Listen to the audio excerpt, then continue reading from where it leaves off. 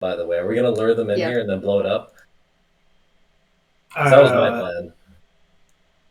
I thought Julius is just gonna shoot everything while we sit around. I can shoot with him. There are Okay. You know what? very functional cannons to our south right now. Well, when you say functional, They're Yeah, untouched. they're not very functional. No, the ones. I to the mean, south- we did blow some of them off their little stands or whatever. No, the ones to the south, not on the wall. They're on the. Yeah, but like they're charging like now.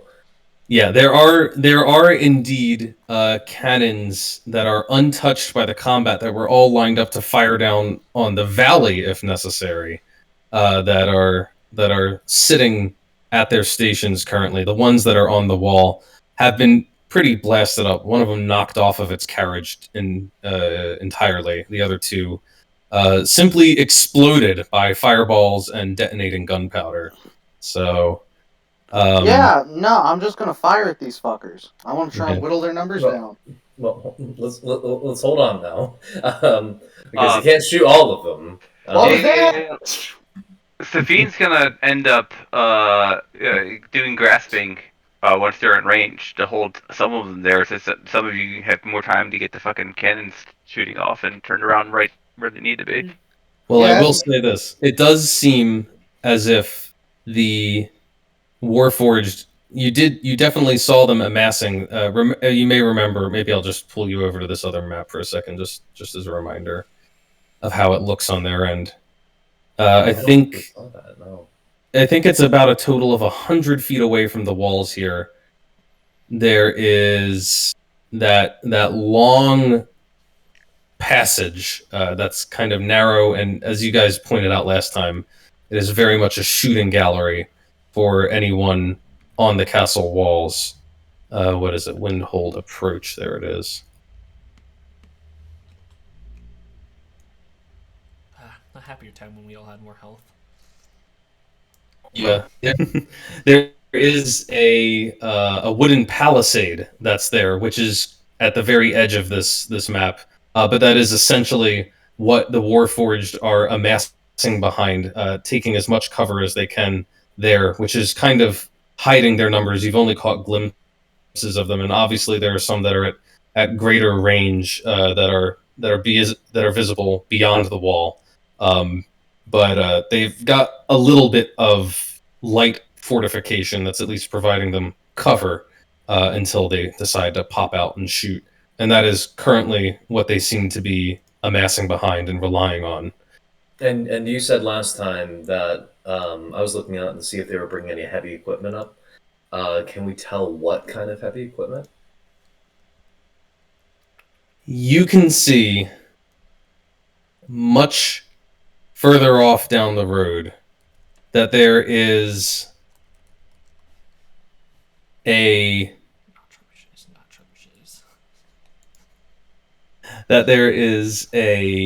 let's see if I suppose they have to. It's a trebuchet. We're gonna have to blow that fucker up. Yeah. Let's see. Kat is well familiar with the art of war, and so she would recognize the makings of a trebuchet, which are being arranged far down the road, well out of easy reach. Actually, I do need to check the range. Okay. We need Kevin. What is its range?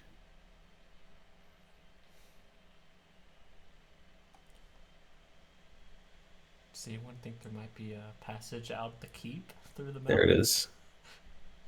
We have to find the stick first. Yeah. It is well out of bow range. Even for your long bow, it is basically about. Let's see. Get Julius on a hippogryph. I just want to state, Anthony, because I'm in history of technological transformations right now. I know the range, the max range of trebuchet right now is 300 feet. I I am using the D&D trebuchet rules. I don't think it's 300 feet It is, depending either, on the weight. because that Depending sounds on how big the trebuchet is. pretty. Believe pretty me, I short was range. shocked too. Yeah, but D&D has magic, D&D has special trebuchets. so you can make anything you want. You just be like, well, part of the trebuchet's components are enchanted. And I then will the say- shit is Or broken. gnome forged. What part of the No. trebuchet would be enchanted? I will It's say like, this. whatever. I will say this. The trebuchet is at considerable range. It's about 700 feet in range. That does put it at its long range, which means that it is highly inaccurate at that distance. So it's not like it's going to be dropping rocks on people directly on people's heads. Right, But it is able to target things like walls and Yeah. gates. a big rock is still a big rock. you A know? big rock is still a big rock, and it could come down anywhere. But yes, it is definitely beyond longbow range, at least from up on the wall here. However, there are other things besides longbows. I'm sprinkling knuckle bones and teeth all over the front. I guess Cat and Naz have been loading the kegs of powder up against the gate, just waiting. Not against the gate, but like all around the gate, waiting for them to come inside, and then we're just gonna blow it up. No, that's Wait, the what? wrong plan. Clearly, we want to load up the elephant with the gunpowder, send it out, and then explode it. Oh my god! Now hold on. Poor If we're elephant. gonna, we might as well go a step further and just strap the cannons to the elephant, To the elephant. and then just make our own medieval tank. You know. That's awesome. 3 cannons on an elephant. How can we lose? I believe historically there really were cannon in real world warfare cannons mounted to the backs of elephants. Although I think they were very lightweight cannons. Yeah, but listen, I'll tell you a secret, Anthony. Animals freak out when guns. Oh yes, they do. No. Some elephants are well trained to, have cannons on their back. I mean, just this eat is them into it, right? This is Oh, a trained war elephant, mind you. This is Probably, an animal. Deafened with a rusty spike. Jesus, all right. I don't know why I mean, they So could in have that used a case- clean spike, but they chose a rusty one. They just didn't It care. makes them tougher, you know. Do you think Okay, so I'm gonna elephants put some of judge them fox and down hounds? there. Who's going to be running over to down here? Oh, to the cannons. I guess we're the strongest, so we can probably move it. Yeah, Clunky Most McClunk efficiently. Clunk, the one. Yeah, you as a melee fighter want to run all the way down there. Listen, man. Like I want to get that elephant, but I guess somebody else can go and get the cannons. I don't care. What are these other 2 animals in here? The hippogryphs?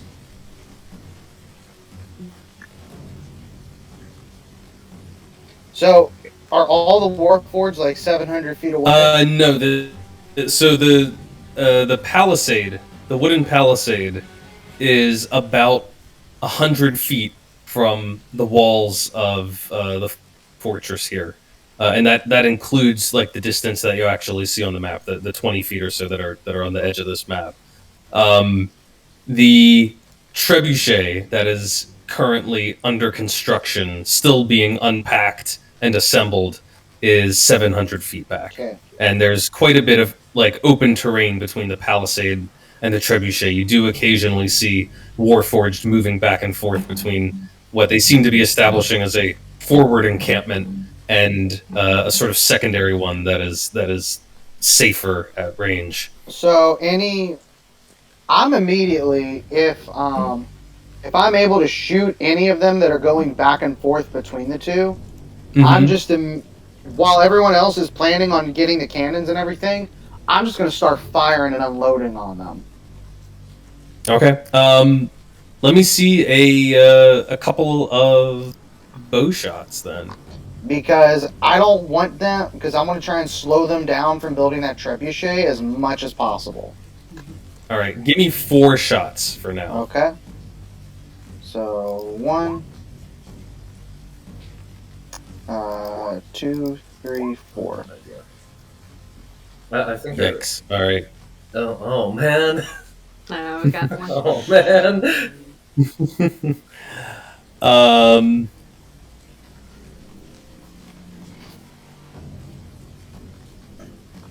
just gonna take a little peek for no reason. Just take a little peek out of curiosity. All Got a right. draw? I'm gonna. Yeah. No, you're good. Oh. I was just curious to see what it is. It's nothing that would be terribly relevant to your current situation. Okay. So you begin firing off arrows. They are at quite a distance, so you're really taking careful aim.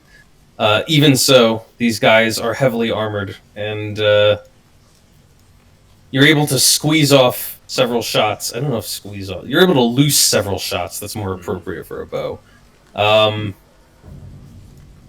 Before they can start to realize what's going on and begin diving for cover and generally trying to get out of easy line of sight. Let me see 2 damages there. Alright, so you are able to take down one of the warforged by putting 2 arrows in them. The others begin to scatter quickly, realizing that they are not safe from an expert marksman at this range. Some of them push up against the that sort of northern wall there, trying to take as much cover as they can, much like you did when you made your approach. Others retreat further back out of range, and others kind of run forward to get back behind the palisade. Okay, so at this point, now that they know I'm here and they know I can shoot them, I'm holding my bow back, and the second anyone comes in line of sight to fire, because since I do ignore half and three-fourth cover, the second I see the sliver of any one of them coming out, I'm taking a shot. All right. Especially if they try to go for the trebuchet again, even just to stop them from building for a little while. Yeah, no, that's my whole point. That's what I'm doing right now. So anytime, I'm just now, I guess you would call it holding your action.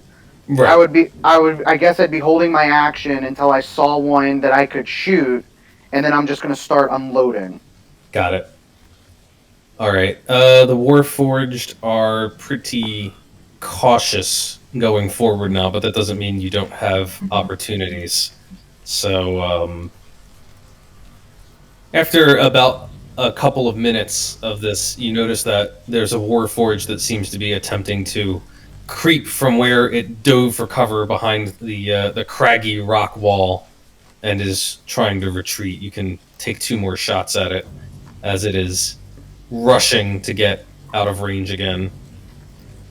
Can I ask Aaron a question while all this is going on? Yeah, I'm assuming that Julius is doing this while other people are doing other things. So we'll get back to what's going on inside the fortress in a moment. I assume 20 and 24 will hit. Yeah, you can give me damage on those. Are you sharpshooting? Oh, you are sharpshooting now. Yeah. Wow. So that's a 20 and a 24 even with sharpshooter on. Yeah, now you're just dropping them. Just 1 shot right through the head, and that guy goes down, and another one rushes out to try and pull him out of harm's way and also goes down. And after that point, it seems that the warforged stop attempting to move at all and are totally keeping in the clear. I can do this all fucking day, you know! How many arrows do you have? Actually, an excellent question. Dude, that's a good question. You've been popping up arrows like since the campaign started. I don't remember you making arrows at any point. You know, Anthony never told me how many arrows I had, so I Track assumed your arrows. Track every single one. So, you know, I assumed I just had Infinite ammo? I assumed I had Infinite ammo? Julius goes to reach. I can do this all day. Reaches for another arrow. Yeah. Feels nothing. Well, it's a Oh, good thing we're in a How did I fucking not notice castle that? with a bunch of arrows everywhere, so it's all good. Yeah, they definitely have arrows in store in the castle. The warforged, the ones armed with longbows themselves also had quivers on them, so you do have an abundance of arrows here inside the castle walls. Besides the arrows that we have here, just so we have a record running number, how many of my original arrows would you say I have left? How many did you I start mean, with?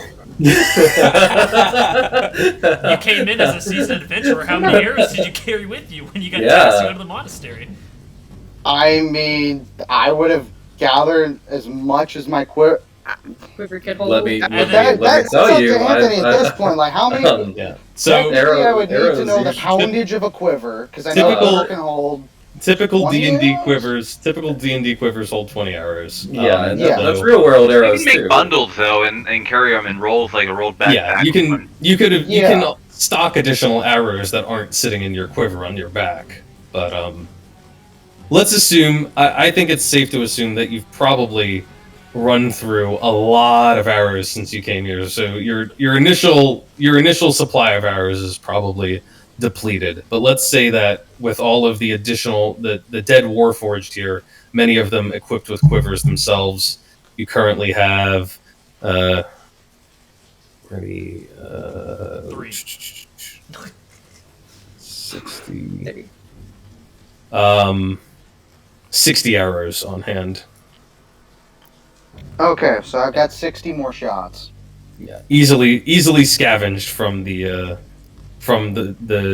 dead folks here. You haven't even like peeked your head in the armory though, so I'll look at someone back there like, can someone check the armory for me? I kind of need some more arrows. I only got 60 left. I run through all mine. Had to take the dead ones. I guess you'll see Naz just rolling out barrels, and she'd be like, I don't know, Anthony, what would you say in that situation? she'd probably just grunt something about checking inside the armory, and she'll bring out more if needed or if they're available. Bring as many as you can. I'm gonna be out this all night. Well, she's also rolling out the explosive just in case they get to the gate. But Yeah. what is our plan?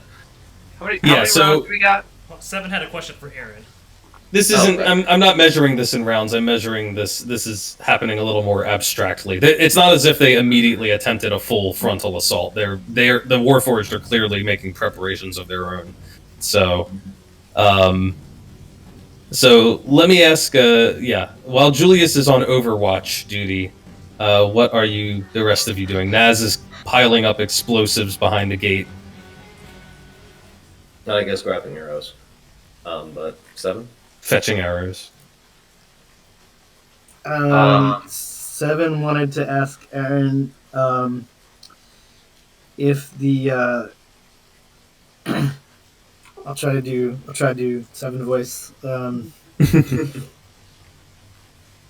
So this thunderbolt, I'm assuming it's enchanted somehow. Aaron says, I can only imagine that it must be magical, although I don't know exactly how it works or even what it does. I was just tasked with getting it away from the monastery. And like I said, it was just a trinket in the shrine beforehand. Before any of this, I didn't even know it was of great significance until Shansi. Alright, that's fine. Shut up. And he takes out his shiny star blade and yells out, "Disco, arcane sight!" Arcane sight. And he's Your gonna eye- start. Yeah, no, the detect magic. and he's going to detect start magic. systematically searching the compound for any kind of magical aura. He's trying to hunt this thing down. Okay. You begin to search systematically.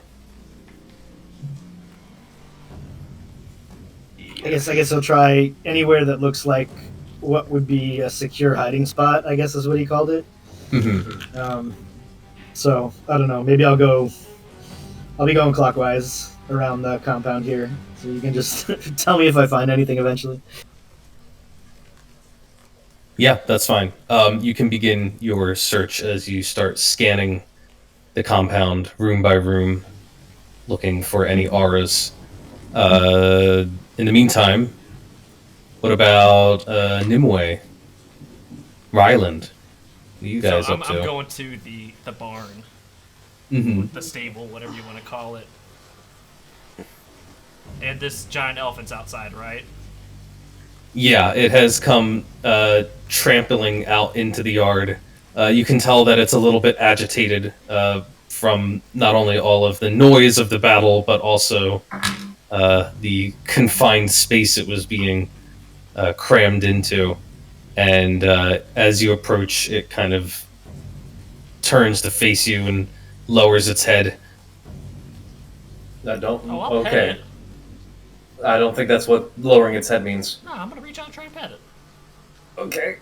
All right, Try and soothe Ryland. it. Ryland, I'd like you to give me an animal handling check as you approach this beast. Can I assist him? Or is Cat going for the...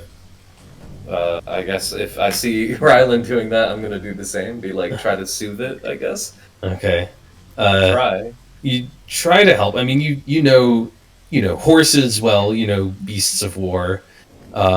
Maybe some of those skills are transferable to an elephant. It can sense the piece of Eldath within me, Anthony.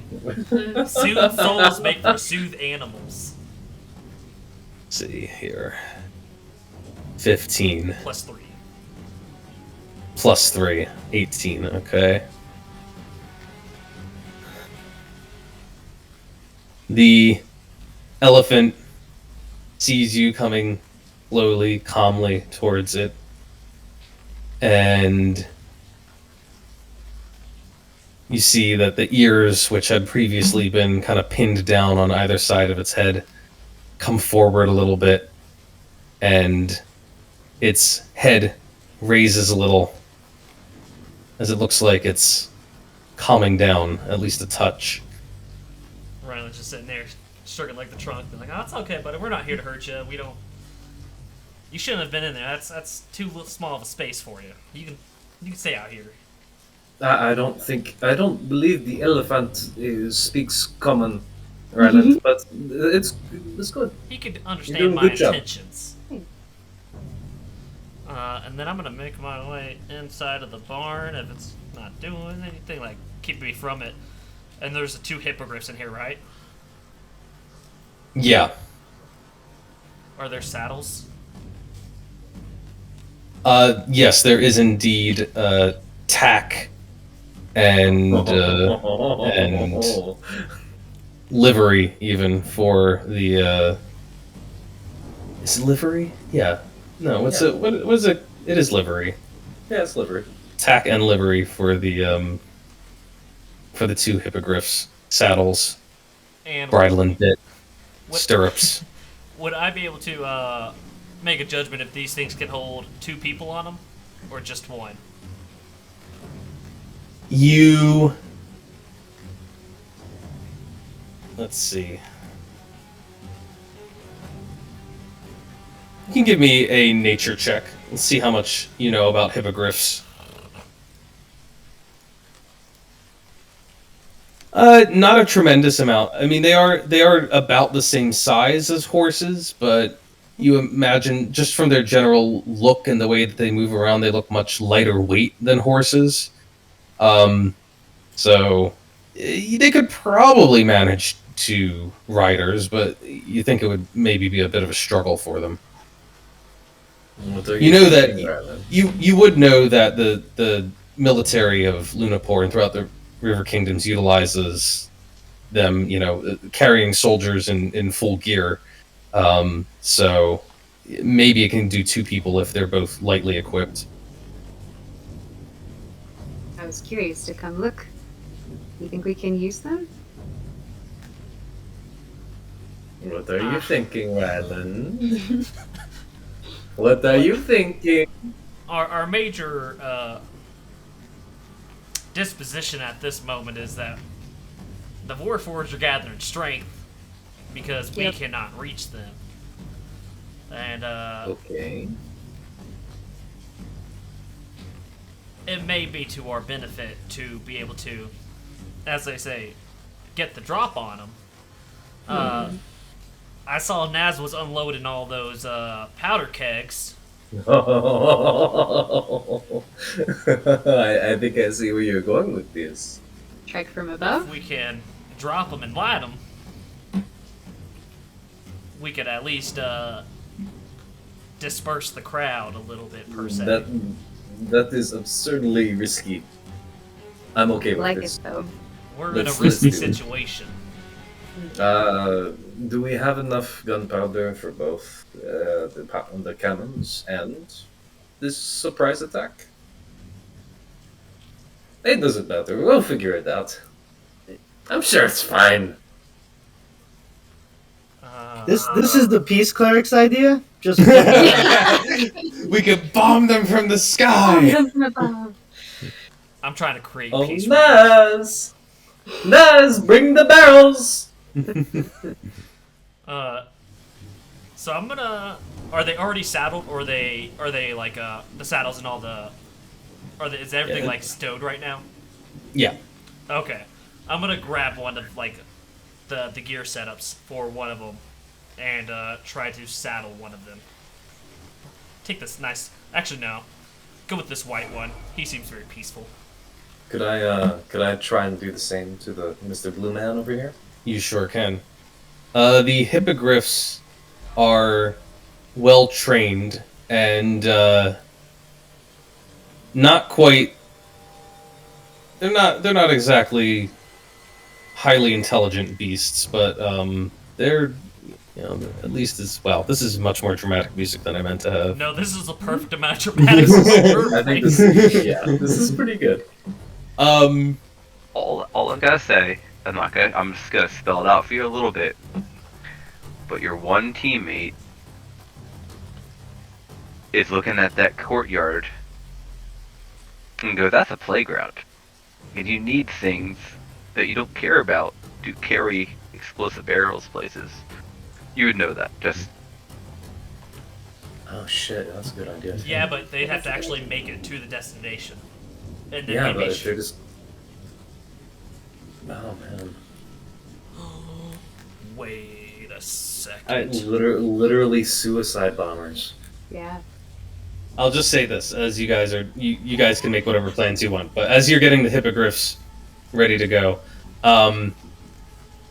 actually, I'm surprised. The elephant's actually smarter than the hippogriffs. The hippogriffs are like horse level intelligence. The elephant's considered a touch smarter, but they're a little steadier, and they are able to be saddled up without the need for any sort of check, assuming, of course, that you both know how to actually properly saddle a hippogriff. Like a horse, but with wings. Yeah, it's a little odd, probably. If you've never done it before, the configuration's a little different, but it's clear enough. The strap goes here, it connects up with this buckle, so on and so forth, and you get them properly kitted out. While they are wearing their livery and barding, they are considered to have studded leather barding as well, which gives them a little extra survivability. Nice. Mostly on the underside, which is unusual for armor on an animal like this, but makes perfect sense, you suppose, for a flying creature. I honestly think that we should draw them in first before we try and do this attack. Well, I want to use Like- this for the trebuchet. Right, right. But if we get the majority of the forces up against the gate and we have them distracted, we can fly out around the valley and then take out that trebuchet. Assuming And the then hit them trebuchet from hasn't behind. already been set up and knocked down the walls, and now they're coming in, and we're dead. Well, I mean, yeah, but at that point, like, we have the elephant, so, you know. Maybe they won't charge at all, though. The trebuchet's down. You could send out one hippogryph to go take out the trebuchet, and then see if we could lure in, or see if they run. Well, let me take my. Let Safine do their thing, and maybe that will help you guys decide what to do. Safine was up here before they're gonna move down. They're gonna shout over to Julius and say, "I've always thought that options were a good thing. Could you, if Aries not doing anything, would she mind maybe putting 3 of those warforged on either side of the gate in the courtyard, just in case?" Show it as a warning. Yeah, something like that. Or, pop them up right amongst when they charge in. Alright. Julius Nothing like seeing your friend come alive in front of you and disembowel you. You weird me out sometimes, but I can understand the meaning. He would look back and he would have Airy grab some of the warforged and fly them over the gate. And I was just thinking, like, right here. Like, Oh. like literally, like, this L behind, 7 o'clock to Naz, and, like, the one over by here. Okay. Just so that, like, if they came charging in, there's bodies that could be possibly raised to Gotcha. meet that charge. Julius will tell Airy to put the bodies where Safine wants them. Very rocks. And then I'm going to make my way down, however long it takes to go down to the closest cannon to swing it around on whatever I can. I'm still looking to take a pop shot at anything. Yeah.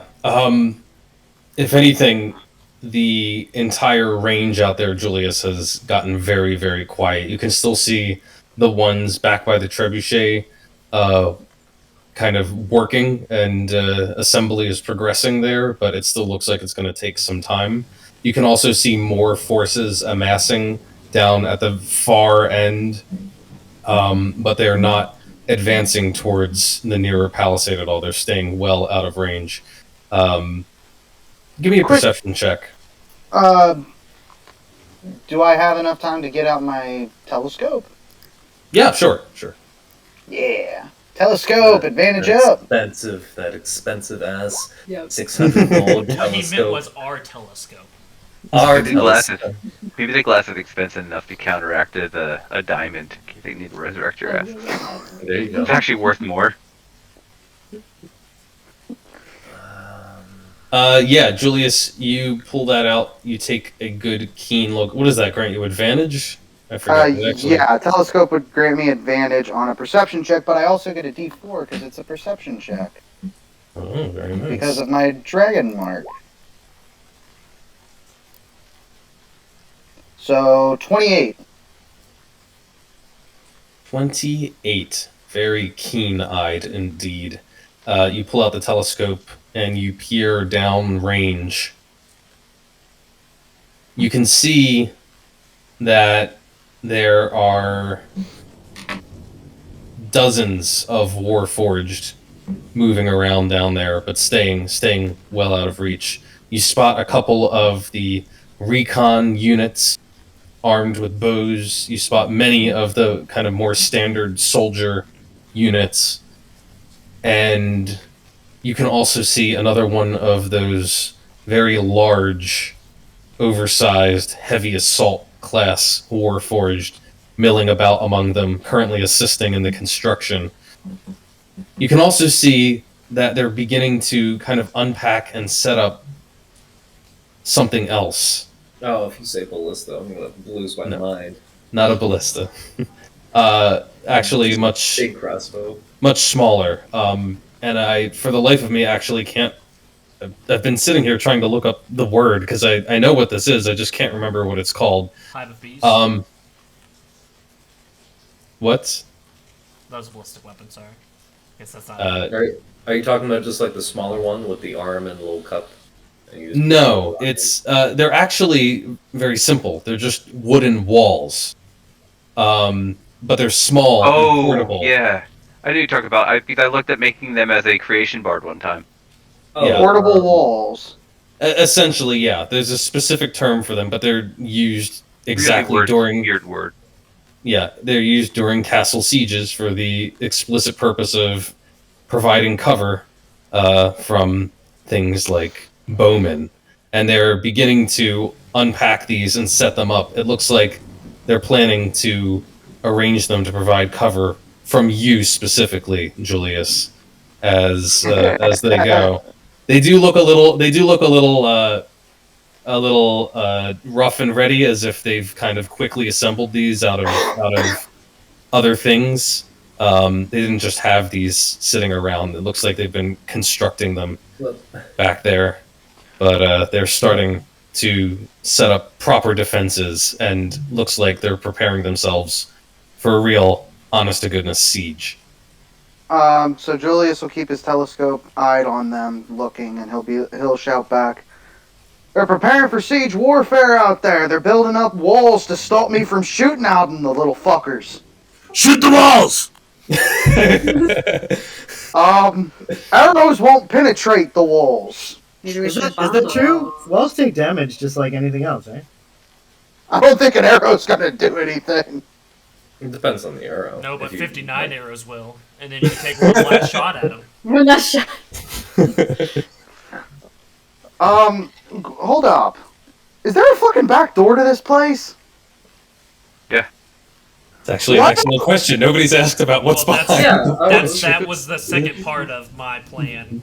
Was to Why the fly fuck around the don't we keep, just go out? Why the fuck don't we just go out the back door? because we also need the lightning bolt, which is somewhere in the keep, not in the keep, Right. in like below the keep, in Windhold. Then let's just get. Doesn't fucking. Aaron doesn't know No, where we it was don't. at. RU-19 was the only one who knew where it was at. Yeah. And And he he- got fucking murked. Yeah. Oh, Safine just wants to straddle one of these cannons and let loose. So, Jesus Christ, so here's man. the question. Here's my question. Are we going to stay here and play the siege game with them? Or, while it's taking them the time, because they're trying to build everything right now to stop us, and they're not going to attack right now, do we leave one of us here as a lookout, while the rest of us go and explore? Well, Seven's the only one searching for the Thunderbolt. The rest of you are Seven. preparing for war. So, you know, I mean, do what you want. That's a good point. Like maybe we should just the two priorities we should have are not dying and trying to find this fucking thunderbolt. So this whole thing wasn't just for nothing. That's in my plan. Then tell us your plan. Plan. We need to know the damn plan! Destroy the trebuchet. Buys us time. Then on the way I back, can't- shut up! Fly around the keep. We'll look for an alternate way out. Land, pick up 7, and see if he can pick up any magical traces. And go. After it. So How we're many of us- basically killing all them warforged and then getting the fucking Just the money. trebuchet. I literally just said the trebuchet. Right. Okay. Hold on. How many people do we need to be on our hippogriffs or whatever the fuck they're called, to take out that trebuchet? Just one, right? Possibly 2. We don't know how if one powder keg will destroy it. True. How many kegs could we load onto? I'm assuming at best with one person on each hippogriff, 2 kegs. I don't know how much the Yeah. kegs weigh, but I would assume they're at least 20, 30 pounds. How are we supposed to ignite them too? Yeah. Sacred flame. Let's see. A gunpowder keg is 20 pounds. They're pretty small. Oh, and Safine's gonna see if they can shoot the trebuchet with the cannon to the south. Can they get a beat on it? The cannons on the southern cliff face there are not situated in a way to take aim Uh, along the okay. road. They're really aimed down at the lower part of the valley. But if we fly 7 down there and we need cover, those can be utilized to give us cover, essentially covering fire. What's down there? Yeah, That down there, that's where we came from. I That's know, the but you know. that doesn't mean that there's nothing down there. I'm asking, what can currently be shot? Oh, what is Safine looking at down there right now? Yeah, if I was gonna kill something, what would Yeah. I be killing? You can look down upon if I was gonna kill something. You can essentially look down on the entire length of the valley floor here, which means that you've got, depending on which cannon you use, a view of the fortifications both on the east and west side of the valley, as well as a stretch of road in between and a few buildings that look like they serve the purposes of things like a second stable down there, a barracks, a smith, various other supporting buildings that would be found inside of a fortress. None Yeah, of these warforged or anything like that. There are definitely some warforged on the move down there, yeah. Anybody trying to do some reconnaissance to take these cannons? Could I do a perception check to look? You don't see any of them well, it is pretty far away. Yeah, a perception check would probably be a good idea. It is like 400 feet down, and then Oh, I was thinking more along the lines of because I would have thought that they would have sent scouts ahead. Like if you're gonna try to set people up here, you're sending like 2 or 3.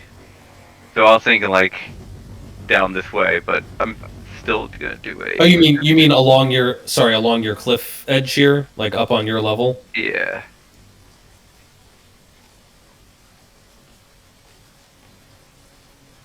I just figured if I saw movement, I just might take a chance and shoot at least one off I see. before they get overrun.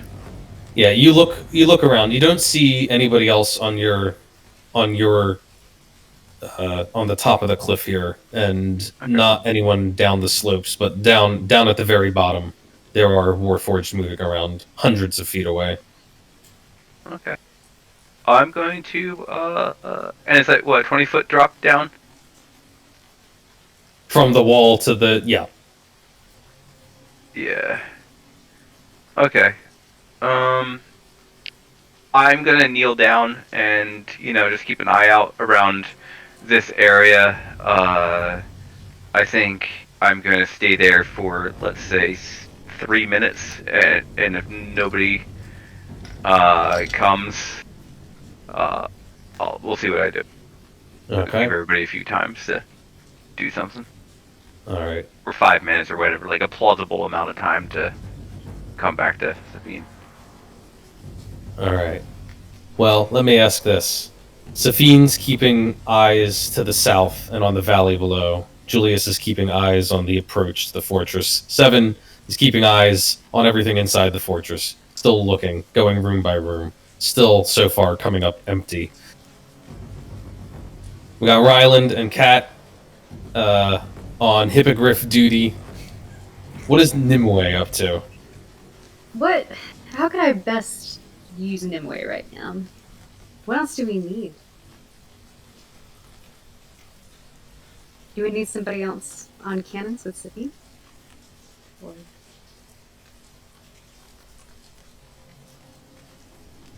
I mean, Seven's got a really bad headache. I don't know if you can do anything about that.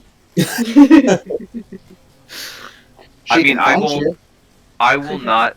I'm not strong, so I will definitely not turn down somebody giving or me giving somebody advantage on trying to swing these around or how they need to be down here. Not the strongest either, but I can definitely try. But you're also nimble Mhm. to get down here.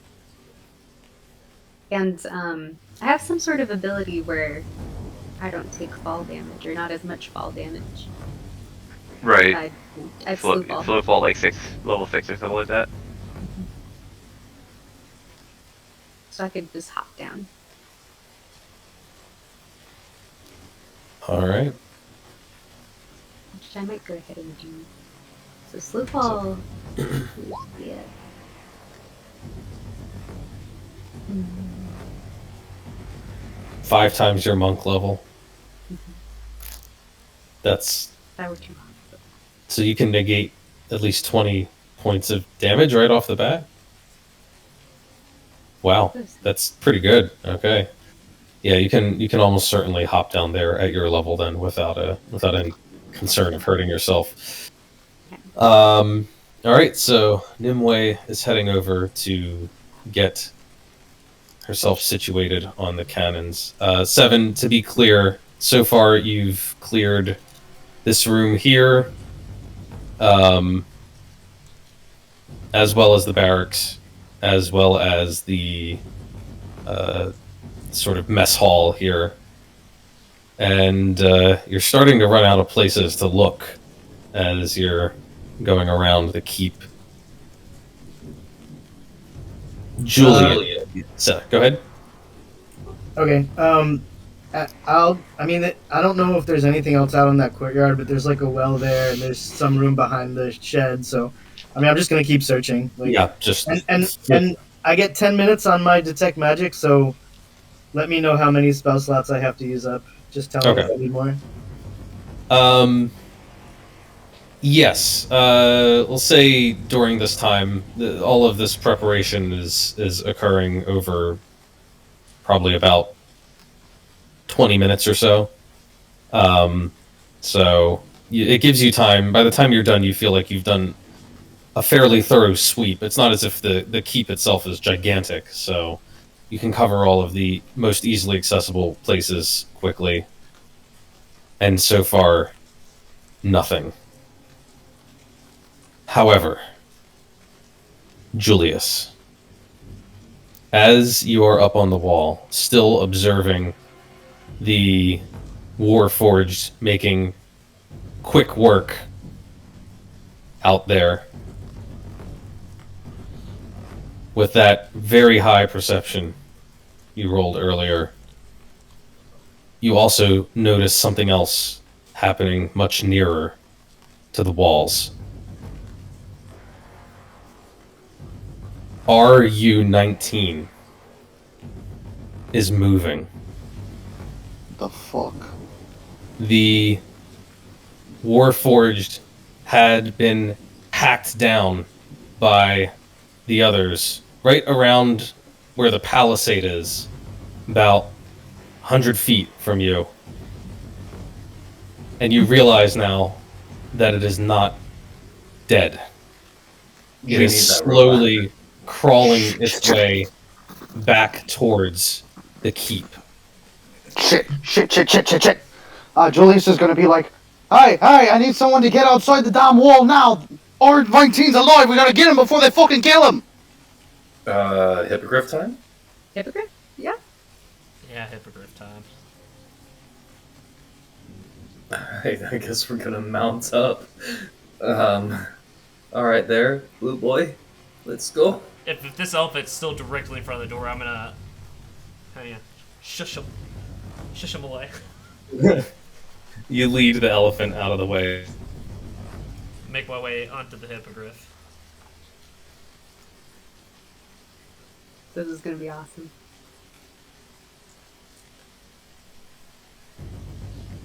Alright. You mount up onto the hippogriff, throwing one leg over its back, getting yourself seated in the saddle. These saddles are not quite what you're accustomed to. They kind of have like a piece that flips down over your lap and buckles in. Almost like imagine a harness on a roller coaster that kind of keeps your lower body in place. And you guys are mounted up. What is our flight movement speed? For a hippogriff...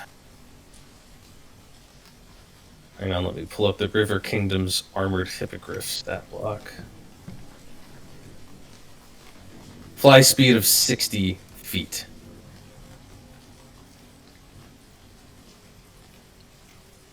So you can be out in a matter of seconds once you've got this thing, off of the ground and at speed.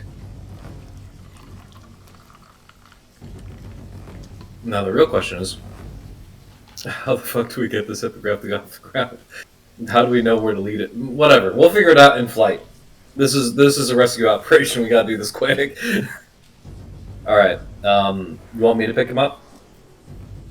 Let me try first. You stay behind me in case I miss. You can swoop in after. All right. So, a question. I know there's technically, I don't know if there's a way to do this, but at this point, Julius is kind of training his keen eye. Number one, now that he sees that R19 is alive, he's now training his eye on them to see if they are aware. And if they are, then he's going to focus trying to... I guess in a way, if they try to shoot projectiles at R19 to kill him, I want to try and shoot the my own arrows to deflect theirs. What? Yeah, I think you watched Wanted too many times. I can tell you who's somebody who's actually shot arrows in real life. No, what? that one might be a bit of a stretch. I don't know. I've watched shows like Arrow and shit, and they do that kind of shit all the time. So I didn't know if you could actually do it. Superhero. Yeah, it's a superhero. We're D&D characters in a world of magic. We're superheroes, basically. You want to try and intercept a projectile. Yeah, the key there is that you would have to at least see if somebody is lining up a shot on him. So you can, for starters, let's start with you're keeping your eyes out to see if any of the warforged seem to have noticed RU-19. So you can definitely be on alert for that. Gotcha. We'll worry about what comes next when it comes. Gotcha. All right. Seven Nimue and Safine when Julius calls this out. Do you do anything? You keep up with your current course of action. I could do something wise, but why do something wise? Let's see what the fuck Hippogryph boys can manage. Let's I really don't care. Fuck it, man. All right. Why the fuck don't we let people just dimension door to him and dimension door back? So I'm sorry we don't have spell slots like you have arrows. Yeah. I mean, we also have things like invisibility, but you know what? Whatever. This is way more fun. Just go. You remember that time when I dimension doored you to make you sure don't the get way those that died? you don't get spell slots back as easily as I get arrows? No, they're not. You can't just pick off spells. You can't pick up spell slots off of dead NPCs. Are we saving Robo Boy or yes, not? We are What's going on? Right. I'm taking lead. We're gonna fucking. We'll make our way. We'll come out of the stable here, come around the well, and then get up to full speed and fly to the south and around the camp. Okay. Could we shoot some cannon fire that way before they get there to There's cause a nothing from the south. distraction? Okay, I wasn't sure what. You can't target. The canyon is to the east. You need like 3 people to operate these cannons, but we could try to fire one if you get 2 more people up there with Julius. I thought that these 3 were pretty much ready to go. They just not pointed at the right place. So the 3 to the south there, the 3 that are all along the cliff, they basically don't have line of sight along the top level of road here that leads right up to the keep. They all have line of sight down the bottom of the valley. The other 3 that are currently on the wall, one of them is essentially out of commission.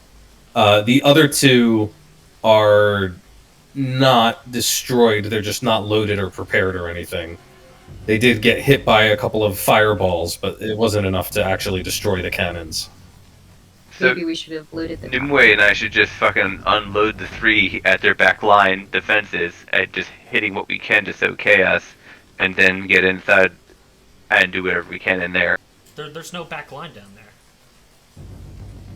They were talking about there's buildings down there, and that's where people were coming from. Yeah, but That's like the town area. They're making their way to the path. Why don't you fire at the walls they're trying to build? That seems like it might set them back a while. Because those are in The east. not the yeah. Everyone is to Maybe our we east go- right now. The town that we came from, like the cave and everything, is to our south, where the cave Yeah, is it's- overlook. No, It's south. I'm saying fire the ones on the wall, like where Yeah, Julius if we is. fire those, could we hit Yeah, the wall? this you maybe you can't see them as easily because there's a bunch of dead warforged around. But the two canyons. Oh well, yeah. There's one right by Julius, and there's one under this guy. I'll just If we think we have time, yeah. Okay. No, that's fair enough. As Ryland and Kat are getting themselves buckled in, you guys can move over to the two cannons here, and essentially each cannon requires 3 actions to operate. 1 action to load, 1 action for someone to aim it, and then a 3rd action to actually set it afire and fire it. So the 2 of you can pretty quickly get one loaded up and aimed, and then in the next round, you can fire away. I did jump down. Yeah, so we want to fly south to north to pick up RU-19, so it minimizes our time within the line of sight from the canyon. Okay.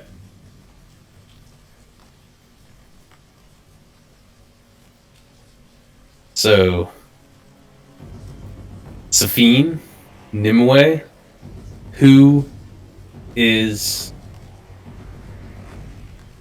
going to What type take of aim at this thing? what type of modifiers is it to fire it? So, the firing actually doesn't matter. The main Okay. thing that's important is the person who's aiming, because they're the one who obviously has control over how accurate it is. So, Let me That see. sounds like a Nimue thing. She can stabilize it Focus. with her 8 arms. That's right. Right? The arm's gonna upgrade. It's actually a fair point. You do have giant arms that can Hold the. help to steady the cannon. Let's see. Cannon. Da, da, da.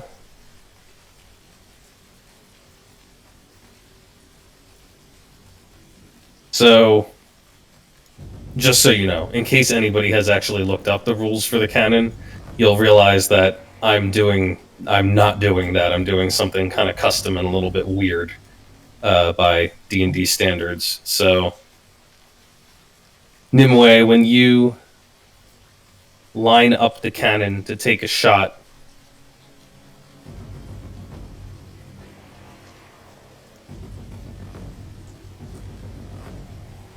you are going to essentially be subtracting,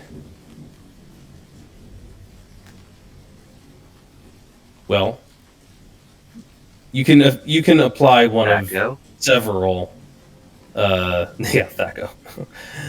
You can apply one of several ability scores to your aiming the cannon. It sort of depends on how you envision Nimue lining this thing up.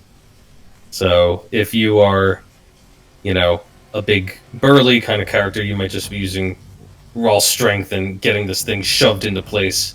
If you're someone who is highly intelligent, you might be very carefully calculating the angles, so on and so forth.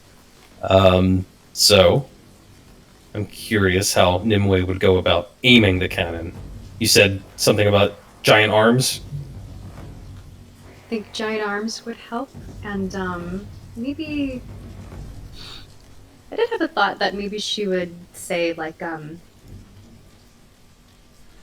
Tari, I need your wisdom and guidance for this. I know that you were once in war, and that you were somewhat of a commander. Please give me your wisdom to help me aim this cannon.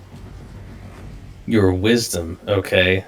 So, rather than trying to get the exact angle and calculating the drop and everything perfectly, you just look out there and you try to get a sense of the range and the you try to imagine the arc in your mind's eye and imagine exactly where you need to put this thing. And her arms Fair are enough. wisdom. And the arms are wisdom based as well. That's interesting. Yeah. Okay. Yeah, so it's really a combination of your envisioning it and also using your magical giant force arms My quarry, to yes. hold the thing perfectly in place. That's awesome. And your quarry lending you some additional support in that. Are you taking aim at the close-up wooden palisade that a group of warforged are hiding behind? Are you aiming for the trebuchet way back there in the distance, or something else? I think first we should go for the walls. The trebuchet isn't built yet, right? And we're trying No, to... it's still under construction, yeah. I'm gonna go for walls. And maybe to try and shock them, throw them off, get an opening for Julius, and to help our boys and cat who are about to come in to save our robot. All right. So there's like those temporary walls that they're erecting. God, I know the name for it. It was like in Age of Empires or something years ago. I can't. It's killing me. Maybe Age of Empires 3 had them. I think it was 3 that had them. Definitely not a mantlet. Mantlet. Thank you. That's the word. A mantlet. Prepare for all your siege vocabulary. Excellent. Well done. You know what? No, I won't do it for that.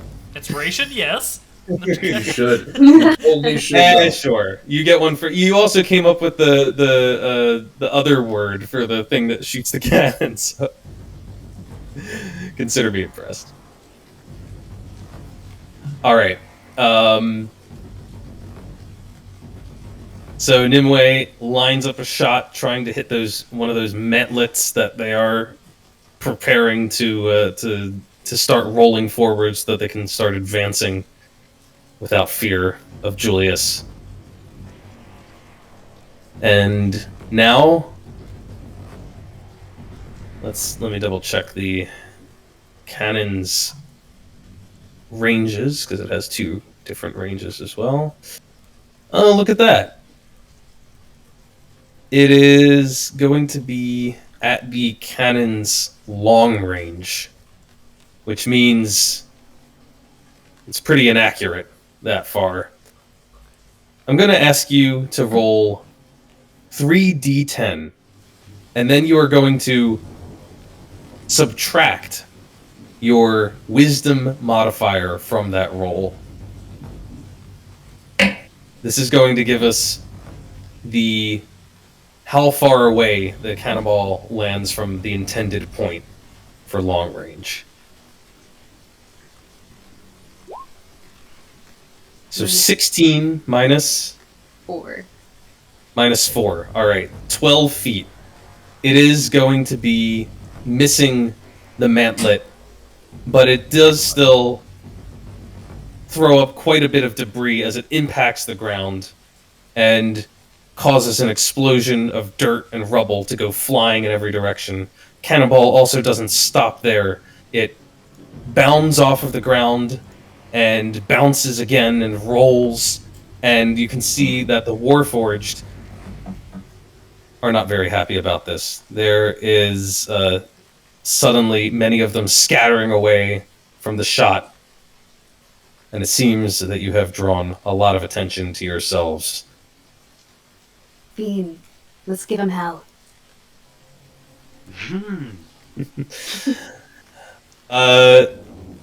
Shortly after the cannon fires, Ryland and Kat have both taken their hippogryphs and begin a running start out here in the courtyard, which gives the hippogriffs the room they need to take to the sky, circle to the south. Julius, with your keen eyes, you can see the Warforged beginning to poke out from behind cover, drawing bows, crossbows, various weapons, and it looks like they are taking aim at your friends up on the wall. Will I be as soon as they poke out? If they're not under 3/4 cover, can I start firing? You can start firing. Hell yeah! Can I go prone and duck behind here? I know sure? 20. I know 24 will hit. 24 will definitely hit. Let's see damage. 20. Wow. Nice. You see one of the warforged drop back as soon as it gets hit by your arrow. It is not dead, but it retreats behind cover without taking its shot. Several other warforged begin opening up. Safine dives for cover. Nimue, it looks like they're targeting you. They I should are. probably dive. If we can see them like they're about to shoot, they'll jump to the ground as well. Yeah. You can jump to the ground. There will be a couple of arrows coming your way. And for you too, for that matter, Julius. Oh, they're at long range. They'll have disadvantage. These are the ones that are up by the palisades, so they are at Oh. normal range. Oh, alright. Bring it on then. That is for Nimue. I don't think with the additional cover of the wall that comes even close to hitting you. And for Julius, a abject failure and a 20. I also think the cover from the wall is protecting you from those. I have What's a your 7. AC? I have a 17 regular. Okay, yeah, you've got sufficient cover there on the wall that all of the arrows just hit the crenellations or fly overhead, and the Warforged immediately realize no luck, and they duck back. You But couldn't hit the front side of a barn. all in all, it becomes clear that you guys have created a big distraction, and eyes are not on Ryland or Cat or the Warforged still crawling back towards the castle, for that matter. Hell yeah. All right, Go Ryland. get him, Ryland. Got it. So the two of you are flying in tandem here. What exactly is your plan? You're just No. trying to swoop in from the south? Yeah. So- Cat's gonna be about 30 feet behind me.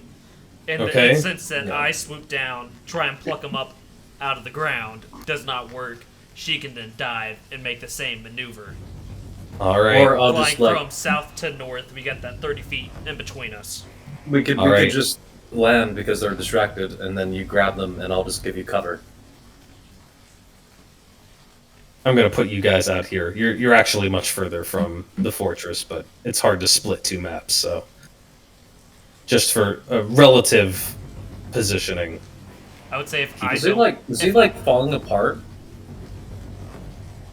I imagine like half a Terminator robot here, like without its legs, just Yeah. Oh yeah, Crawling. it's lower. As you're flying overhead, you can see that its legs seem to be inoperable, and it's using its multiple spider-like arms to slowly crawl along. Gotcha. Okay. And grab him up, Ryland?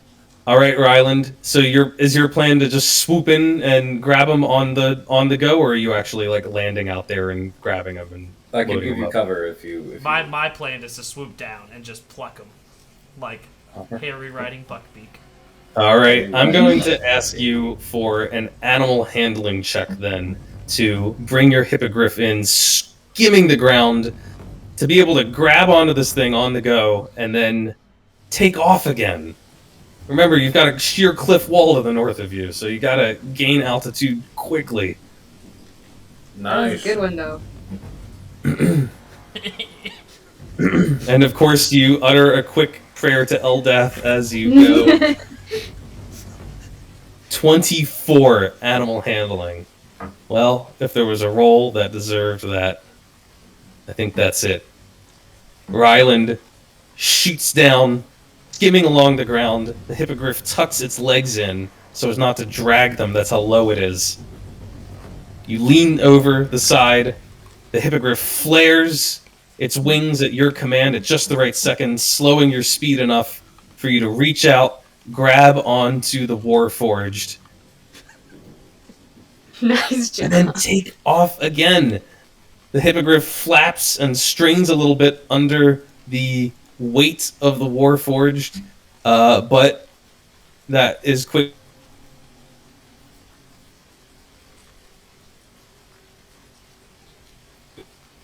alleviated. This thing, not just hanging on to RU-19's torso and arms, and you swoop upward. Cat, what are you doing? You said you're I was just following gonna in follow behind Rylan Rylan. and to see if Rylan fucks us up, but otherwise, I guess she was giving out like a Russian cowboy like yeehaw, you know. All right. That's all. And, oh, dang. She's gonna Okay. gathered up and see. I guess she's trying to do reconnaissance as Ryland's pulling off this maneuver. All right.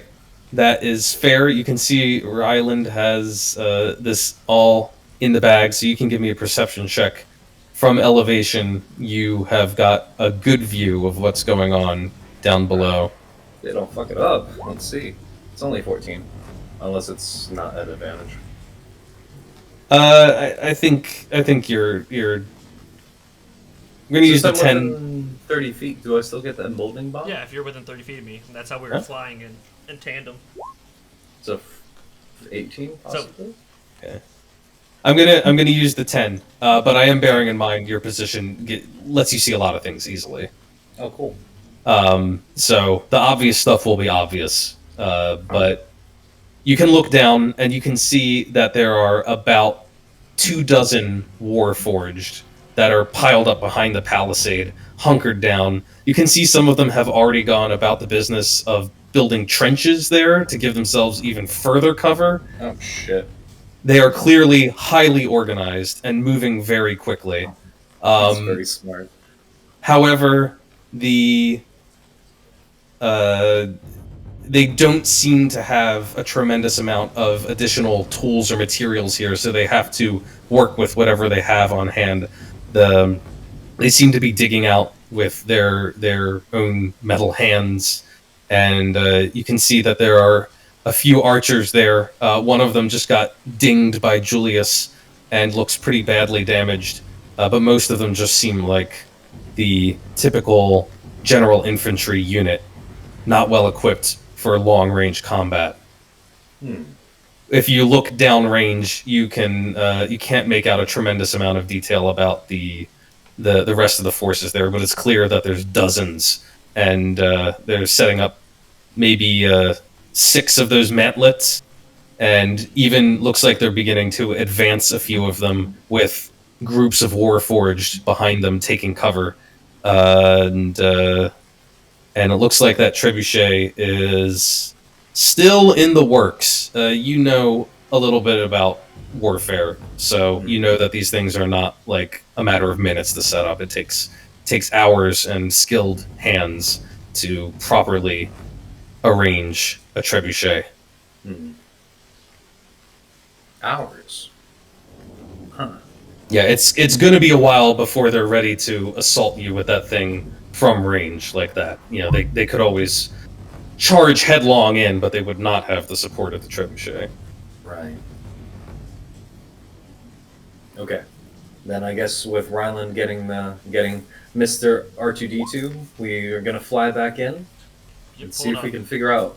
Pulling a hard high G maneuver here, banking up and left to avoid the cliff wall, and gonna come down and ascend back onto the courtyard from the north side. All right. As I get lower and slower, I'm just gonna yell 7 as I and give the hippogriff a good old little tap on the neck to let RU-19 out of his claws. All right. Aiming right for 7.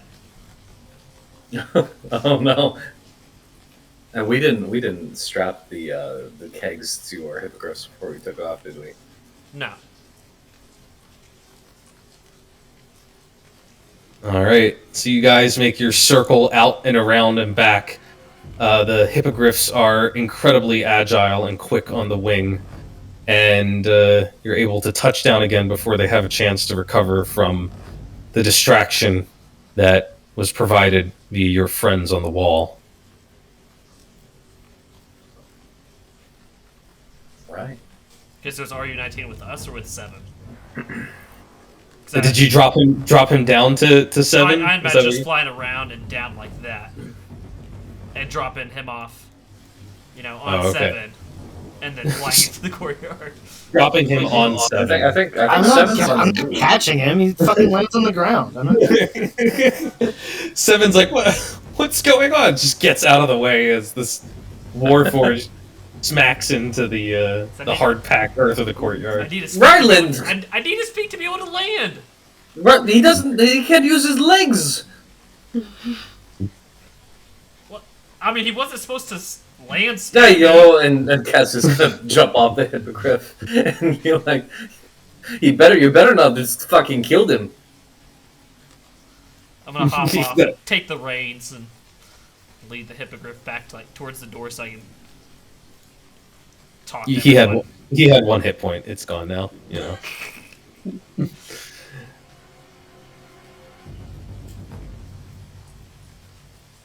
All right. Let's see. Oh, where did his token go? Oh, there it is. You drop the upper half of RU-19 onto the ground right in front of 7. He's just sparking.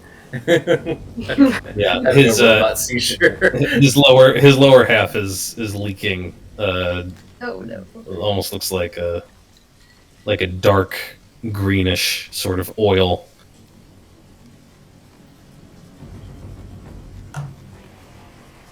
But he looks up at 7 and very calmly says, "My attempts to influence the other warforged have failed. you don't say. Are you sure? It seems that we are not of one mind on this issue."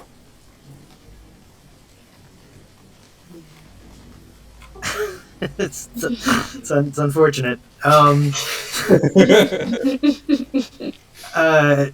just nods and says, "Well, maybe we can go meet with Jidaji without them. We don't need them to accompany us."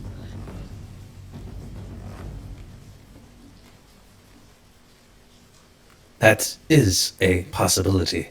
However, judging by their hostile actions, it seems likely that they will not stop their assault on this castle until you are all dead.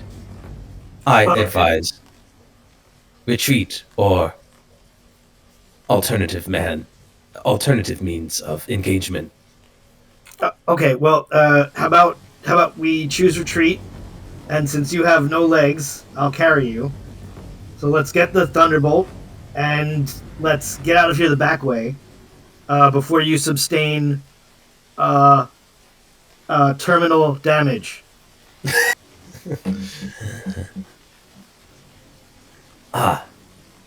Terminal damage. Yes. It looks down at its missing lower half. Before we depart, this unit will be in need of repairs to prevent further leakage. That's no problem. We can repair you as soon as we make it to safe cover. We'll fix you right up.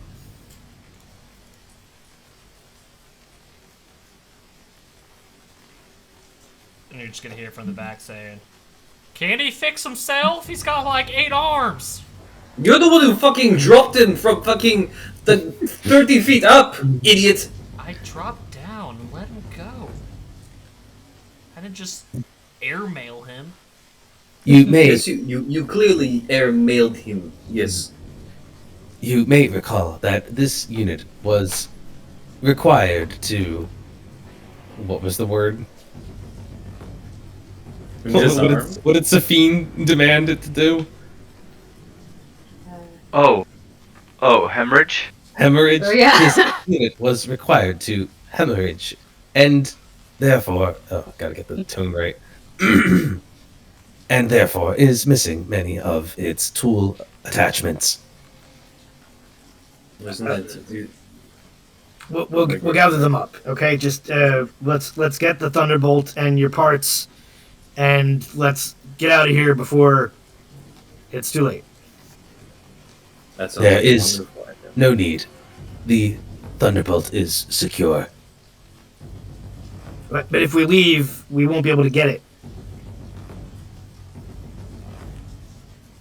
RU-19 looks down towards its torso. Oh, no fucking way. Oh, no fucking way! And the chest plate pops open. You swallowed it? That's disgusting. This unit is incapable of swallowing. Up your ass? It's even worse. Biat! Fucking Biat! The We thunderbolt almost lost it! Yeah. Nimue, our team is so crass. I know. This unit assured you it had stored the thunderbolt in a safe location. You're missing half of yourself. How is that safe? Hey Yes, guys, they're still making the palisade and everything. Holy shit! Where the fuck did that piece of shit come from? There's part of Maybe me you missed that the giant finds it birds funny. flying by. I don't have very I good feelings about didn't you being miss on that. lookout anymore. I didn't miss that. I'm talking about the fucking thunderbolt. Where the hell did that shit come from? All right. Seven picks this thing up off the ground, puts it like piggyback on himself, and goes over to the room where his parts were, and attempts to gather them up, and just screams out to everyone that it's time to go. Hey, it's Hellboy too. Who drew a giant phallus upon the floor of my quarters? Was it you, Seven? Was it you? It's part of a ritual.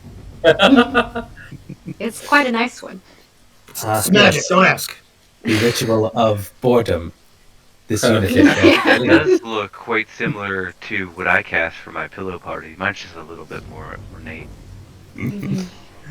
All right.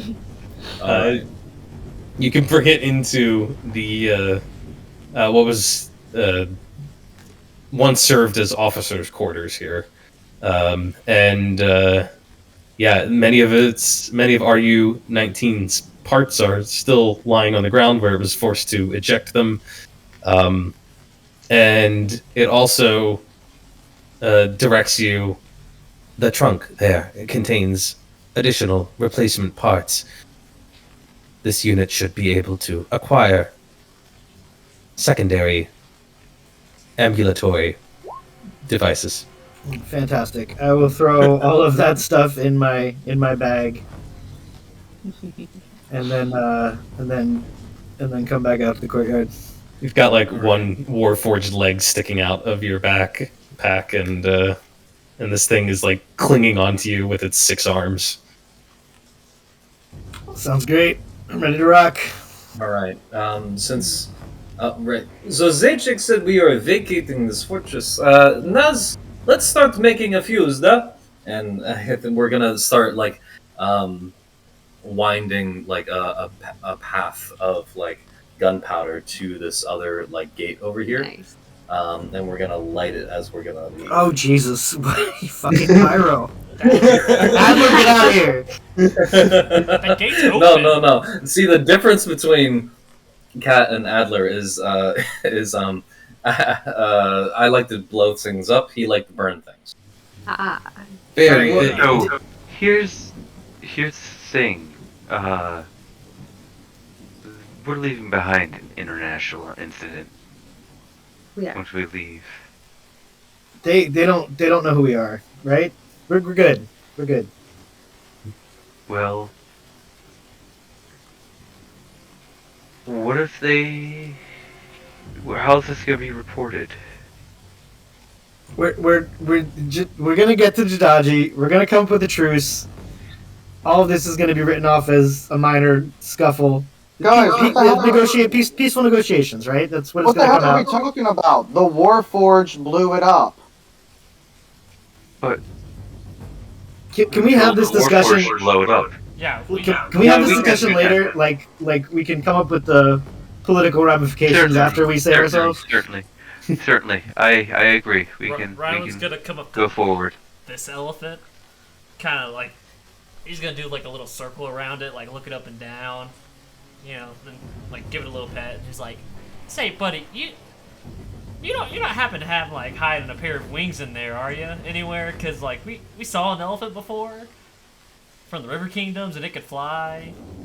Nah, can you fly, buddy?" While this is going on, Julius is going to. He has the arrows he has left. He used 2 of them, so he's got 58.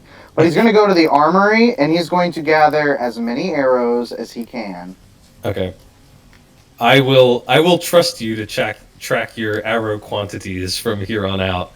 But you have if you go to the armory, you will find that there are an additional 6 quivers there, each with 20 arrows. So 2, 4, 120 more arrows. Yes. That is Cool. good math. I have 178 arrows. You probably rattle a lot when you walk. Yeah, they do. I would have Airy carrying some of my quivers, my new quivers of bows. It's just Julius just has quivers and quivers just strapped to him in every available space. Bandoliers of quiver. One on either thigh, and several on his back. Right. Waste We're not. finding a way out. Let's do that. Hey, Julius. Oi, You should give me a quiver. Kudasai. he'll hand one of the quivers to her. Thanks. 158 arrows. Oh my god, we don't need the count. Just keep it on your sheet. Alright, is there another way out back here? Do we see any other way out? The way out, well, it is not depicted on this map or any other, but the rear of this courtyard, the northern wall extends until it meets up with that cliff line to the north of you. And the cliffs kind of continue around, creating a large open area about 200 feet across, and probably something in the vicinity of, how big is this map in the first place? And probably about 300 feet in width. But otherwise, it's just sort of a sheer cliff there, dead end. It's about the same height as the other cliffs you saw before, about 60 feet up.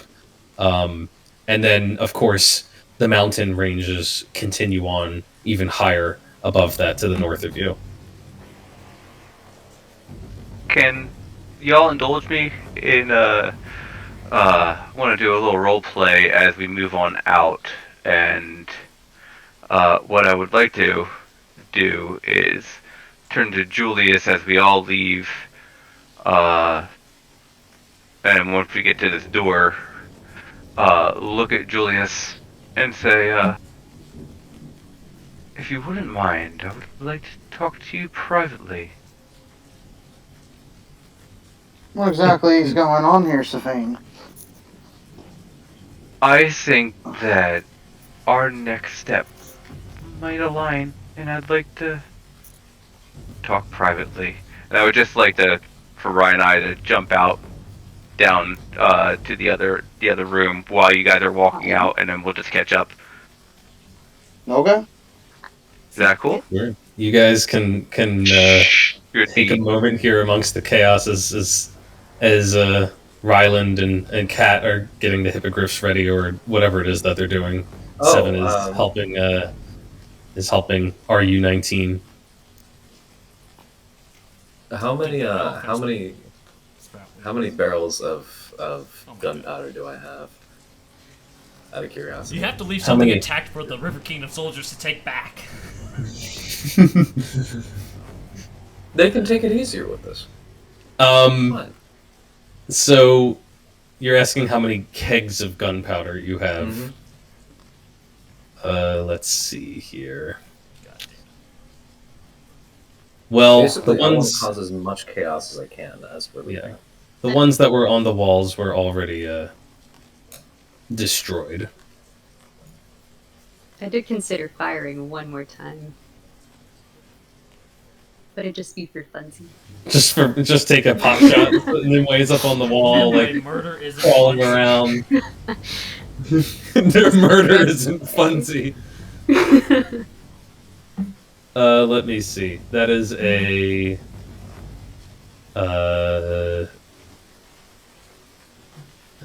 I know I had. There's actual rules for how much a gunpowder keg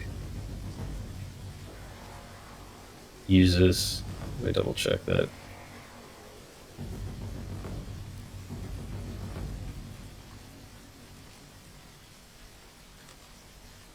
Okay, a keg holds enough gunpowder for 5 pieces for 5 artillery shots.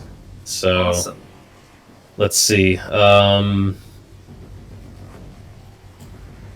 It would have.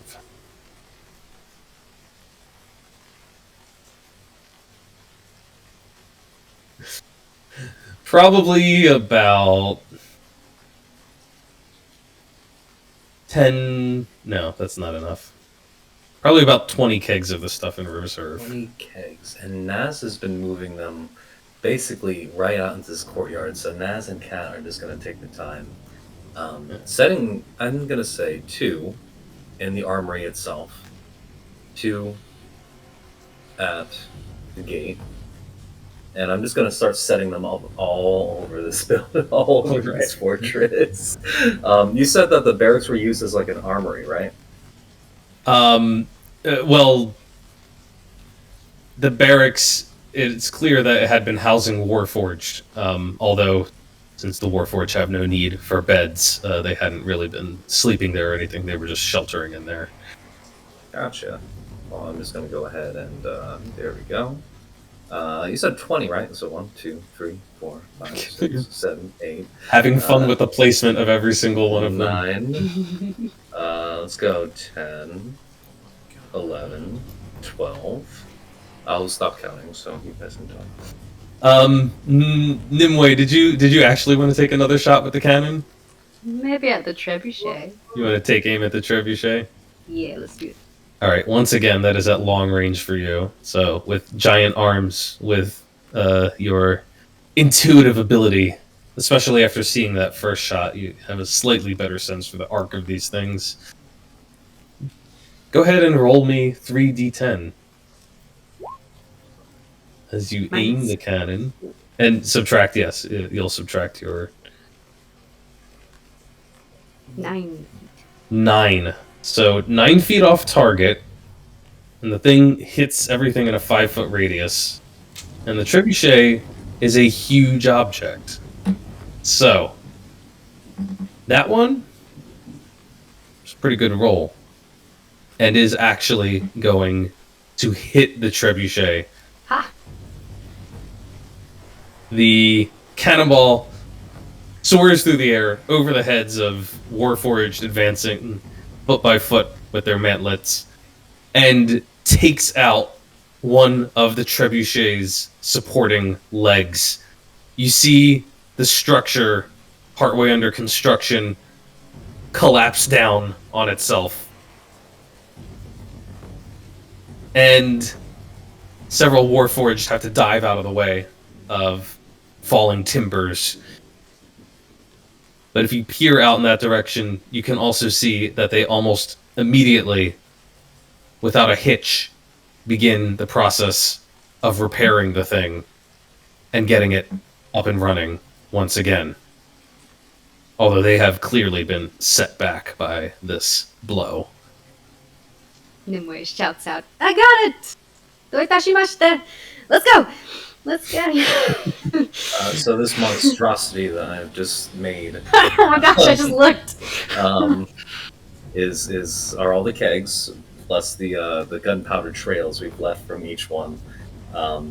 Honestly, I don't even know why I'm doing this. It doesn't make a lot of If sense. you set this but- off as we initially start to leave, it's gonna leave an open door for them to just charge us at full speed. Right, we're gonna like, yeah, we're just gonna How are you gonna extend the delay the trail. set off?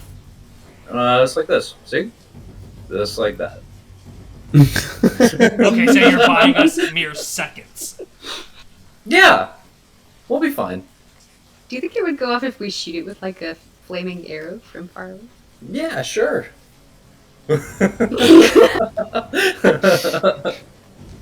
I'm just assuming it goes. I don't care. This is like, fireworks as we're leaving. We have our back door essentially protected right now because it is intact. If we blow it up, they're just gonna charge us. We'll have a few seconds. The thing I'm curious about is how exactly are you guys planning to get out of here? Because you keep talking like, oh, now we just leave, but I'm not entirely sure how you intend to do that. You do have 2 hippogryphs, which figure can hold 4 people between them. Okay, so what else? Bum ba dum bum. I think the assumption was, for most people, was that there was a nice little trail around the keep that we could follow out the back door. Wait. I'm hearing shit that I might be able to influence. There's a problem with needing to fly, right? No, we don't know how we're leaving. Right. So we need to like fly and get out of here, right? Sure. I don't know. Yeah. Is that the case, Okay. Anthony? Can we only exit via flight? Yeah, there's no like convenient back trail that just leads away. That would rather defeat the purpose of a strong point like this. At any point, there did was this fucking another elephant way grow in. wings after I talked to him? The elephant has So- not grown wings. That seems to be a magic that Ryland is not familiar with. Anthony, with my new spell, things can fly, and I can make 4 medium-sized things that can fly at 30 feet.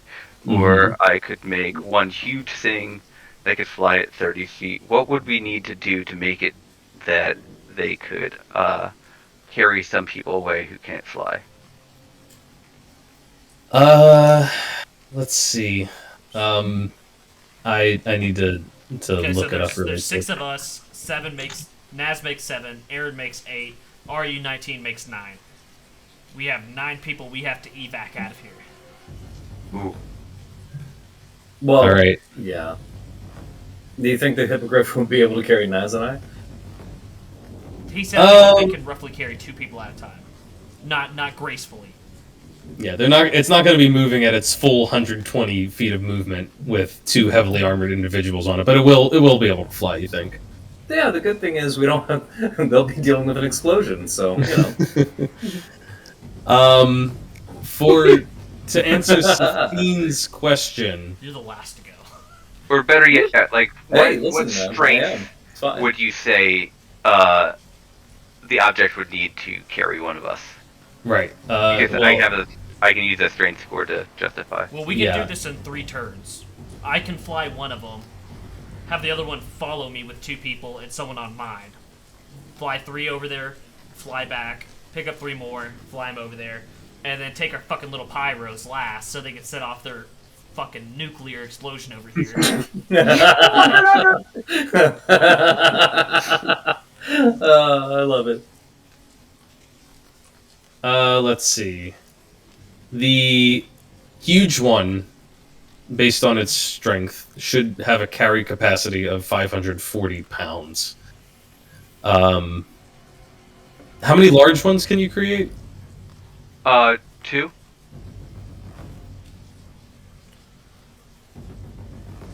I think that actually becomes exactly the same thing. Oh no. You're actually, if you're trying to determine total carry capacities, the 2 large ones are actually more efficient than the 1 huge one. So, Okay. each of the large ones can carry 420 pounds, and therefore they could each pretty easily carry two creatures on them, basically. Like a bed? Yeah, you could animate a bed to fly, I guess. But only if 2 people are lying in bed together.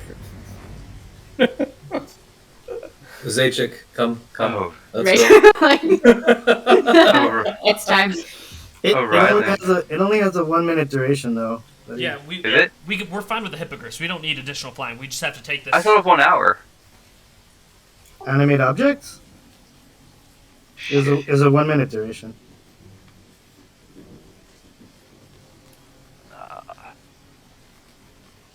That is true. Fuck. I thought it was 1 hour. Yeah, so let's just take the hippogriffs. Okay. We'll just So you're just agree- gonna Then I will ferry- just stay back ferry and people fight out? then. Ferry people in and out, that's what you're saying? Yeah, how long will the flight to the other side of the cliff take? To the other side of the cliff, okay. I think that's where you said, like, at that point it's just the normal hard navigation of the mountain and we don't actually have any, like, gaps or anything, right? Right. Okay. So to basically get up the cliffside and then just deal with the incredibly steep slopes around you, it's actually not very far at all. It's only a matter of a few 100 feet to get kind of out of this area and just into the wilds that are up at significantly higher elevations. So we could realistically get everyone up there within, like, a minute or two? Yeah, a couple minutes to get the hippogriffs up and down and loaded and unloaded and everything.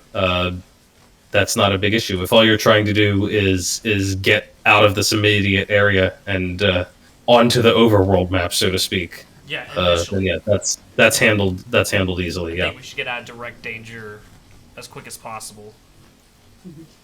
So let's leave Julius, Cat, and Naz for last, so Julius can maintain his watch over the front, and our You can Pyros. take Naz. Do you can think take Naz wants to miss this after all of her hard work wheeling all those barrels out? I don't know. Anthony, does Naz want to miss this? No, Okay, fine. no, I don't. Alright, fine. Alright, so, alright, divide the rations. Okay, so let's do let's it. we'll take Nimue 7 and RU 19 first. Where are you Alright, taking me? We're going to the opposite cliffside on the north side. I already fly. Okay, well never mind then. We don't have to take you. That makes it easy. I'm not getting on your stupid hippogriffs because you're gonna do an animal handling check and you're all gonna die. And I'm not having it. Seven has much more faith in his magic items. Okay, so we'll take RU 19, Nimue, and Aaron in the first group. I'm good with animals. No, you don't take RU-19. He's on my back. I got him. Okay, It's getting easier and easier. then we're taking Safine. Yeah, there we go. Well, how much for the total feet again? Listen, it's like 300 feet to fly up there and to fly back. 300 feet, right? So that's 10 rounds, right? Because they can fly 30 feet in a minute. No, we fly 60, and then 120 dashing, so it's literally like 2 Dash, rounds. yeah, 60 foot. They can dash as well, full action. Who? They can go 60 feet. I can two beds and dash that in 5 He's rounds. flying Don't people out. need the Okay. beds. Let's go. All right. Okay. So I guess after all, it's actually not that hard for you guys to get out of here. I don't know why I made such a big deal out of it. You just get your hippogriffs loaded up and you just ferry people out, load after load. Seven. I feel like your mantra is, when all you have is a sword, everything looks like a sword. I don't know, but you. I don't know if that's his mantra. Was that his It's a good mantra? one. You can pull that out of a Chinese cookie or something. He just uses his sword to fly away. Is the point? Yeah, he does. Thank you, Anthony. I mean, that was so good. That's so insightful. And I don't know if Safine uses flying beds to ferry people out or not, but they're perfectly capable of if they so desire. Nope. But one thing is for certain: Naz is the last person out. Cat's the last person out. Cat and Naz are the last people out as they stand side by side, looking at this trail of gunpowder. With big ass They're smiles romantic. on their faces. It's gonna be great. Do you Naz want says- this? Rock, paper, scissors. Ah, let's go. Davai. I don't know how this works. I don't know how we do that. I'm just Roll a gonna d6, roll. Trevor rolls Here's how we do highest. it. Here's how we do it. Roll a D3. Oh, okay. Roll. That's like // roll 1d3. All right, ready? 1 is rock, 2 is paper, 3 is scissors. You got it. That's how it's gonna work. All right. Let's see it. That didn't roll anything. Sorry. Oh, didn't roll? I know. I got it. Oh, Oh, We both oh did okay. One paper. more time. Let's keep I going. gotta do best out of three. All right. And give us out 3. All right, let's go. There. Haha! Давай. All right, As- one more. Naz furrows her brow. 1, 2, 3. No, we're supposed to do it. Ah! Same one again.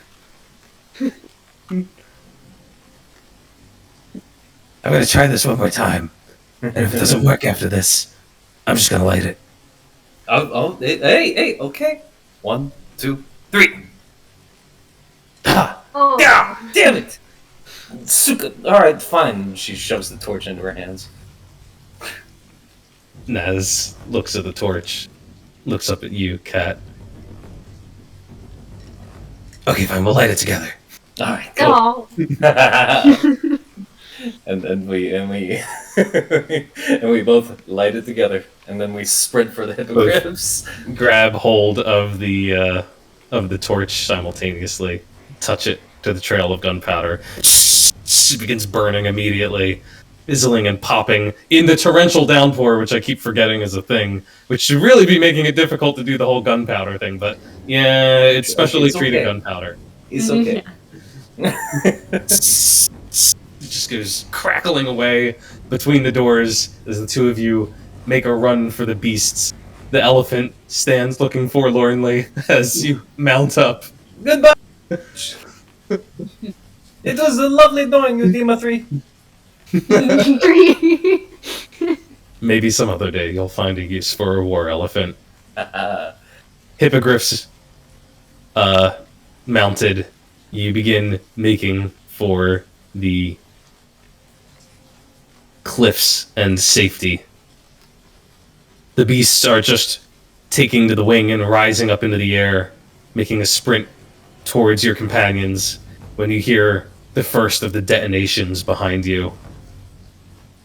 A pair of kegs go up in synchrony, and then there is a rapid series of explosions, booming and popping, and the sounds of flying rubble as a chain reaction just sets them off one after another, after another, after another. If you look back, you can see that chunks of the walls on either side of the keep have been blown away. That the gates are nothing but a ruin of collapsing rubble and flames. And you could see even further in the distance that as soon as the warforged spot this, they began a charging advance. But it is already too late, as the entire squad of you has fled for the hills. This was completely worth it. Kubarashi. Tovaishe.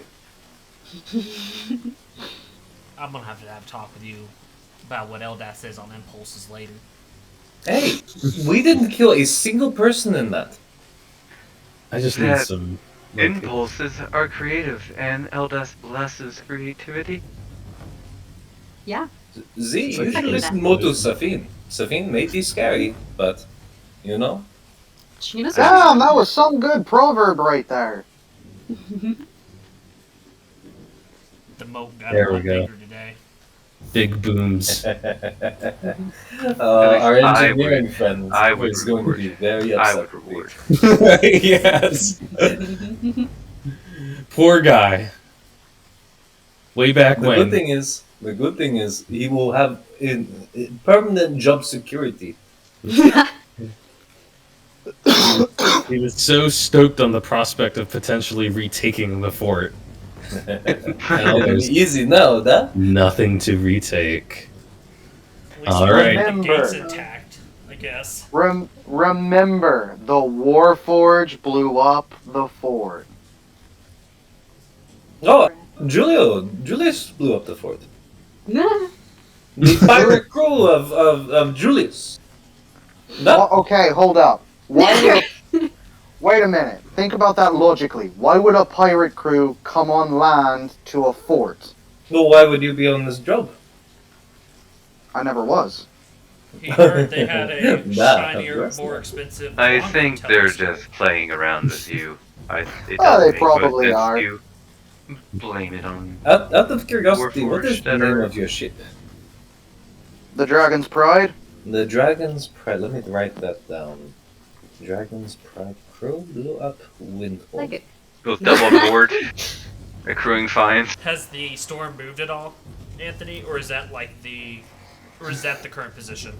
That is the current position, which means that as you guys have been, as you're flying up into the hills, the winds are perilously swift, and it quickly becomes apparent that the hippogryphs are going to have to stay grounded, at least for the time being. There's no way that they can safely take to wing in winds like these. The Warforged are, I should say, even though we've gotten onto the overworld map here, they are hot on your heels. Now that they realize you have, presumably vacated the fort after blowing it up, they are advancing swiftly. So, what comes next? Guess we need to make our way over the mountains. Which Wait, is Wait, are we Right. bringing these? Hold up, wait a minute. Are we bringing these people on our trails to Jidaji? we have like half a day at this point. What time is the day? Is it now? Is it evening? Yeah, it was around midday when you first began your assault here, so it's probably pushing towards late afternoon. Okay, we got 24 hours essentially to rest up and make our meeting with Jidaji. Yeah, and if we don't try and lose these people, then it's going to break into a fight with him. And why do you Unless think we're that's going what into you the storm? want.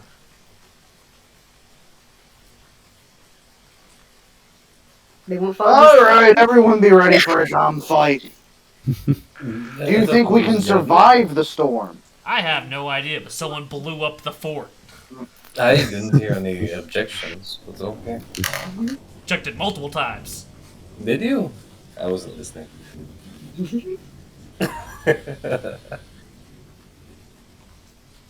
Our only way is north. Through the mountains. And to the storm. You're right that the storm would stop them. We're not going through this storm. There's literally no What? direction we can go What? that's not the storm. South? To Windhold, where we just left? No, south out of the storm. To like southeast-ish. Or west, southwest-ish. Towards the river. Yeah, but Why don't we try to lose them upon the Peace Pass? We have no access to the beast path where we're at. We'll have to summon a mountain and then go down to get onto the beast path. From looking at the elevation on it.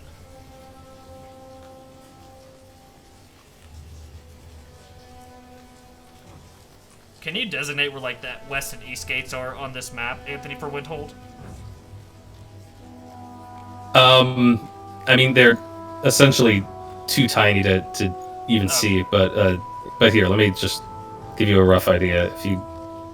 Why can't I grab the right thing? There we go.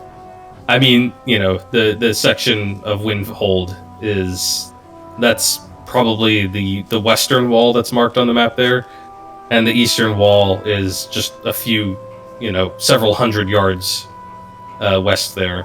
Or sorry, the eastern wall is several hundred yards east of that line you see. Okay. Music is very loud. Turn it down a So bit. we either head north, hope the storm goes a different way, or we go west and then descend the mountain out of the storm over here. And hope the storm doesn't move on us. Like it doesn't matter. We need to make camp. Is whatever. Or, like we need to do that before anything. Like we got people running around with like no hit points and no spell slots. Like if we have an encounter because we're trying to travel through the storm, we're just gonna die. Where do we feel like it's safe enough for us to land? We're on the ground now. Well, I mean, like, where should we hide? We need to hide somewhere. That's what we have the warforged on our tails at the moment.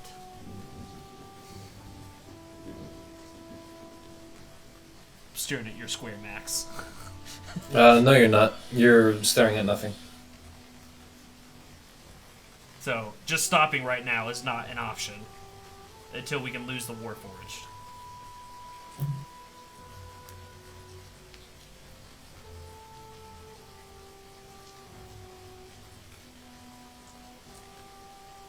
I mean, I don't know what you lose the warforged. Like they're gonna keep searching for us, right? Like I don't know.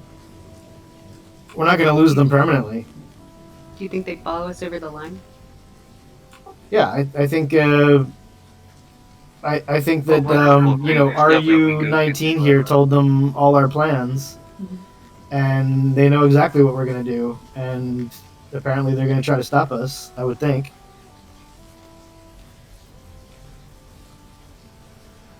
Are we within eyesight of the warforged from where they're at inside the keep right now? I mean, yeah, if you guys look down along, down from the heights, you can see that the Warforged are kind of starting to pick their way through the rubble of the fortress. You know, you still have sheer cliffs between you and them that they would have to scale, and they have to deal with the fact that they're making their way through a burning keep as well. But it is probably only a matter of time until they begin trying to get to you. The point is, we have enough time. We delayed them for this long, so we can either move and try to find some shelter, and then just find a way past them. But because they're gonna have to at least disperse and try to find us. Like, we have time. We just need to find somewhere safe to play and safe to rest our heads for a second. Yeah, pretty much the only thing you can't do is just stand still where you're at, because it will only be a matter of time until they make their way up to you. Everything else is potentially on the table.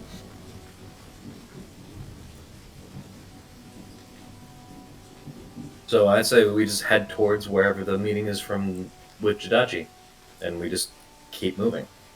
We can't climb these mountains in this storm with everybody low on health and without spells. Like, it's only a matter of time till some monsters get summoned, and we don't have the resources to face them. And I can't imagine that trying to climb mountains in this storm is going to be extremely safe. I just don't think moving north is an option. I know that's the way you guys want to go, but right now it seems like a bad idea.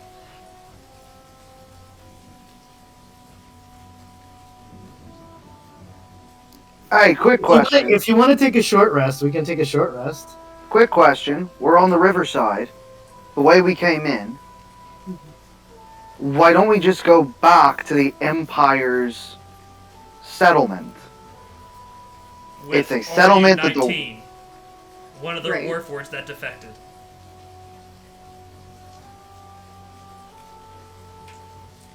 We could go to. You got any better options? we could go to the Literally farm, any. I suppose. So, facing monsters low on supply is better than getting a good night's rest where the Warforged can't attack us. You assume we're gonna get a good night's rest at the Empire of the Four Winds settlement, where we have one of their creations that they denied defected. You think we're gonna get rest there? We don't have to bring him in. Okay, can we get out of sight of the keep, and then just set up the Safine's hut thing and take a long rest and just hope the storm moves? Can we try that? Yep. The storm is always in motion, so yeah, you can definitely try to wait it out. I mean, like, I don't know if that takes 8 hours, but, you know, I mean, we need a rest at some point anyway before we meet with Jidaji.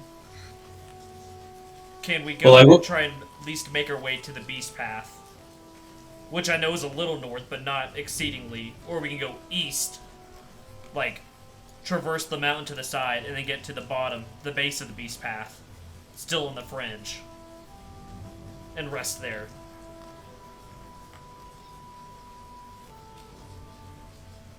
couple miles. It's not far, but it is difficult, and it is in the storm. But I mean, aren't we? If we're gonna do that, aren't we better off doing that after, like, hopefully the storm moves, and do it when we're not in the storm? I think right now we have the resources to withstand at least some kind. I still have spell slots left. Out of character here. I still have would spell slots rather- left, and I'm still at good health, so I can still keep everyone up. I think it would personally be better to rest later, closer to the meeting, because if we rest now, and then we still have to go through the storm, we're going to be lower on resources after that rest, going into the meeting with Jidaji. That's my opinion. But I just want someone to make a decision at this point. I don't care who. Other than stopping right here. I would rather make it to the meeting a little bit worn out than hoping to make it there perfect and never make it there. I don't know what you mean by a little worn out. We just fought a siege battle against a keep and cannons. I have like 10 hit points and no spell slots. Nick, I'm not like. Nick. That means the Fiend would rather rest up now and fight through the storm and end up seeing Jidaji after that than try to be sustained by 3 spells to get closer to it. To get alright. rest. So how long do you think it will take to get to the bottom of this beast path? Is that, Kevin? That's what you're saying? Like, try to rest there? Is that like a quick journey, or like how long? It's right. I'm assuming the base of the beast path is about right here, Anthony. By your guys' figuring, it would probably be a couple hours in this mountainous terrain.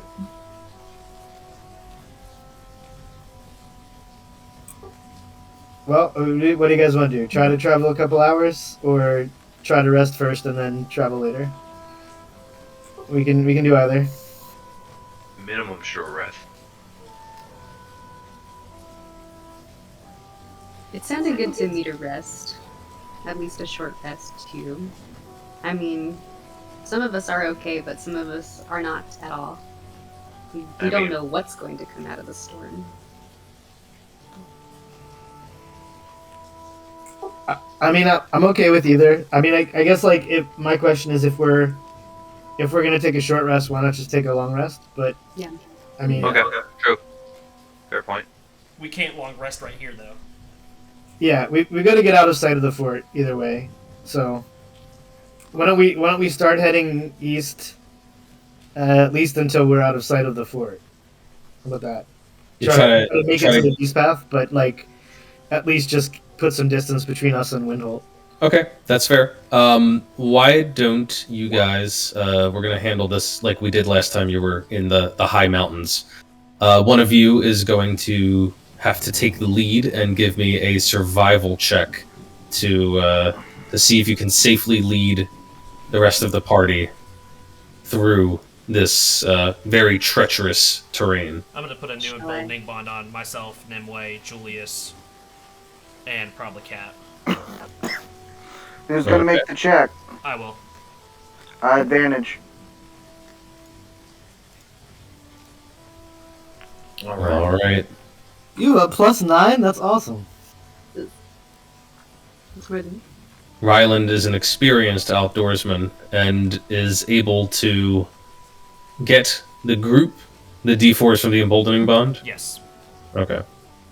Is that a concentration-based thing It's or not? Okay, great. In that case, you feel secure with these companions at your back and are able to pick out a path in spite of the torrential rain which is pouring down the slopes of the mountain, washing out sections, creating slick, mud-ridden slopes. And you eventually find your way about an hour of hiking later round this arm of the cliffs and a little further east, a little bit away from Windhold, you can still see that the rain has put out the fires on the fortress, but it is clearly burning. Well, not burning, but smoldering away still, with great plumes of smoke rising up to join the storm clouds above. You also feel as if you have found a sheltered nook here where your companions could potentially take some cover. You're out of direct line of sight of the fortress, and seems like a potential hiding spot. How long it will remain hidden, you can't be completely sure, but you feel like it's a fairly secure point, at least for the time being. Sounds good. You guys want to try to rest here for a bit? Let's do it. Okay. Thanks for the pillow party. I guess we're gonna try. Really To... swirly dicks. We probably can't get the hippogryphs inside the pillow party as well, right? That's too much to ask. There's a limit to the number of creatures that can be in there. We have 9 without the hippogriffs. Yeah. Are they gonna be okay outside in the storm for 8 hours? Do we think that they're not gonna be able to survive that? It depends on what the storm does during that time, because it could easily blow off by then. You do feel that the area is sheltered enough, at least for a short rest for both you and the hippogriffs. But kind of depends on the weather from that point on.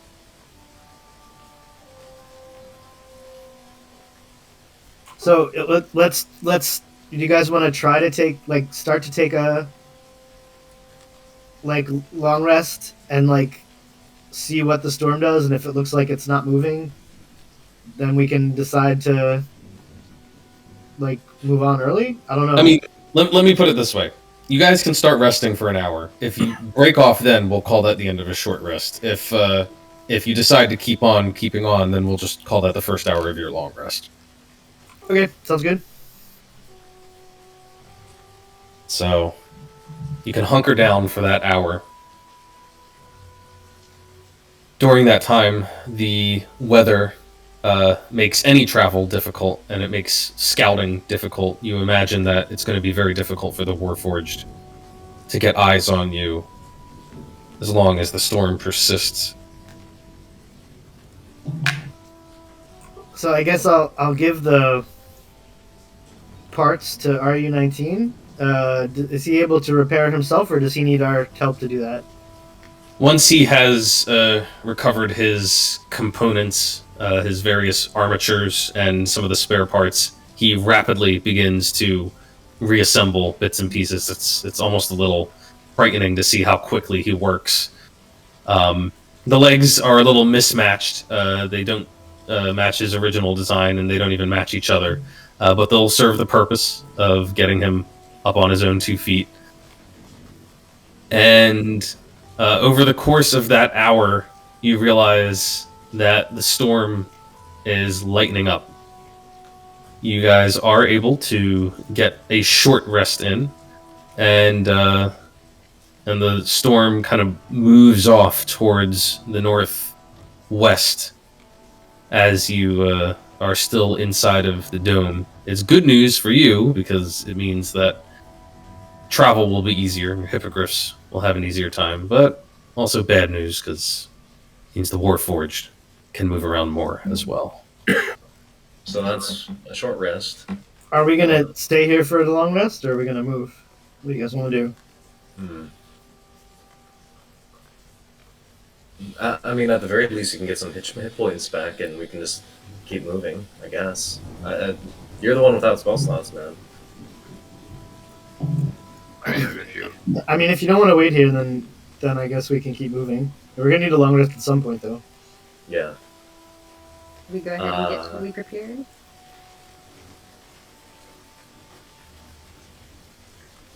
I mean, I agree with Kevin's idea when we get into at least the entrance of the Beast Path, and we rest there. That's far enough away from the Warforged that we can get a long rest in over there, and since the storm isn't here, it's easier for us to travel. How long will it take us to get to the end of the Beast Path, Anthony? That travel would be, let's see, based on the map. If it's a halfway decent trail, you can probably cover it in an hour and a half once you find the start of it and make your way to the far end. Okay, let's make our decision then, because then about the time that takes, the storm will move again. So we're gonna just do the short rest here, and then we're gonna keep going to the beast path and try to do a long rest later. Sounds good. During this short rest, can I take a look at this thunderbolt finally and see like what is it? Like, is there anything I could recognize about it, or like what it does, or how it works, or anything, any writing on it, anything like that? Yeah. He wants to be able to identify certain aspects. Well, if it's metal, I'll try to identify it. If it's not metal, then I'm just gonna scratch my head a lot. But Let's take a look at Cat's sword again. This is one of those things I've suddenly realized I don't think I have a handout for. I have a picture. So let me get it to you real quick. Let me upload it. Oh my god. I was like, it'll take him a while to get to the Thunderbolt and stuff. I don't have to worry about like making that 3 an months thing in the game yet. and then we're here. It's like, oh shit. All right. Let's see.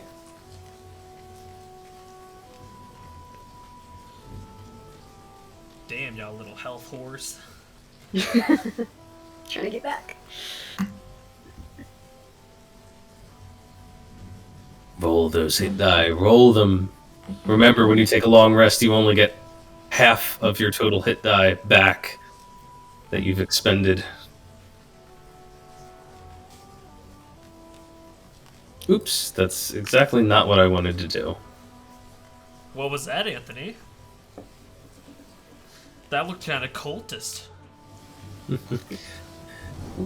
Is that the cultist claw? You turn to RU-19, ask him to see the Thunderbolt, and RU-19 kind of cocks his head at 7, cocks its head, and do you want these parts or not?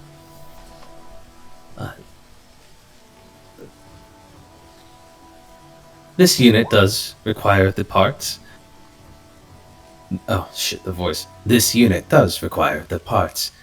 It only expresses concern that once it hands over the Thunderbolt, it will be destroyed.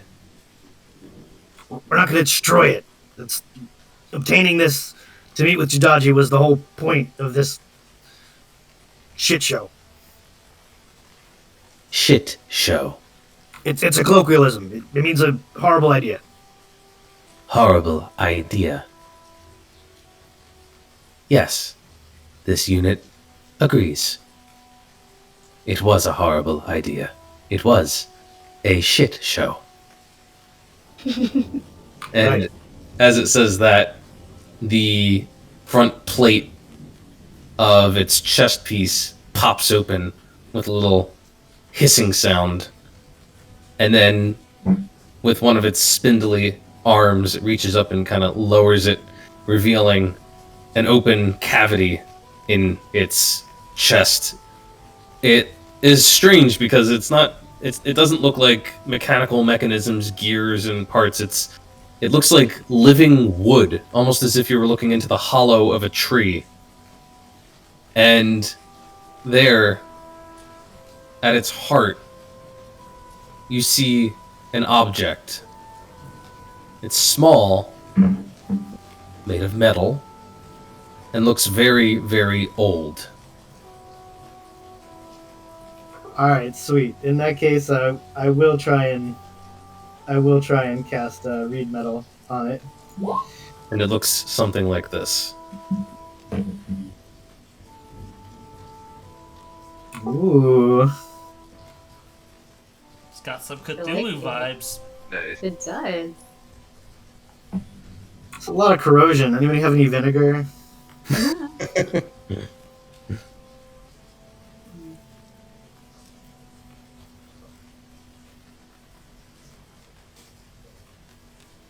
Um, Cthulhu, Cthulhu, Cthulhu, Cthulhu, Cthulhu. read metal. You spend some time with this object, trying to understand it, trying to convince it to reveal its secrets to you. It is not marked with writing or anything like that, but it does seem to have symbolic importance, you sense. And as the minutes pass, you begin to feel a certain attunement. Not you attuning to this object in your hand, which is only about 10 inches long in total. It just kind of, the middle part just kind of fits in your palm, and then each of those protrusions on either end stick out. So it almost looks like when you grip it, you're grasping forking lightning in your hand.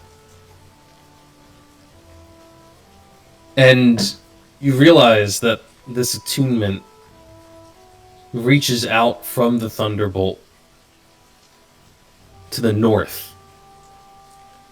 North and north, straight towards where the ghost light stands on the far side of the mountains.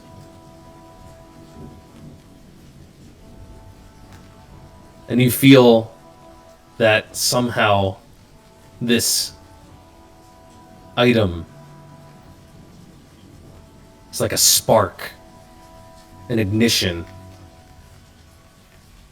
capable of nothing less than reigniting the tower.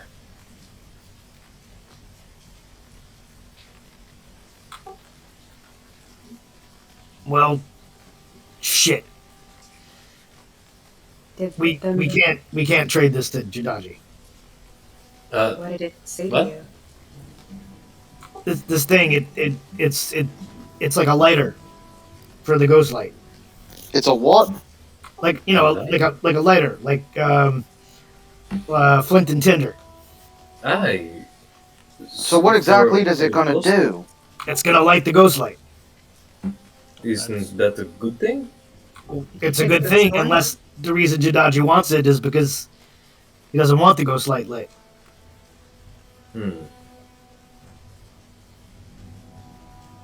So you think you might want to destroy it? I don't know. Can we take that risk?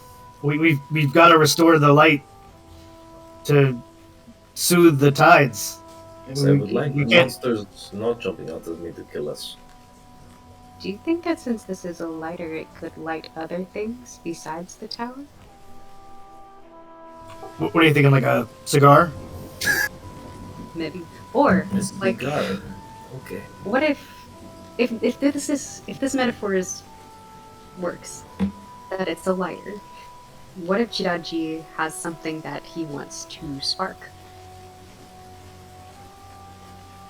You're right. We can't rule that out. Although it does seem to be attuned to this ghost light somehow. Maybe it won't work on other things. Maybe he's going to break the attunement and abuse it for his own purpose. I don't know. Maybe he thinks that the spark given off this thing will awaken the warforged. Maybe.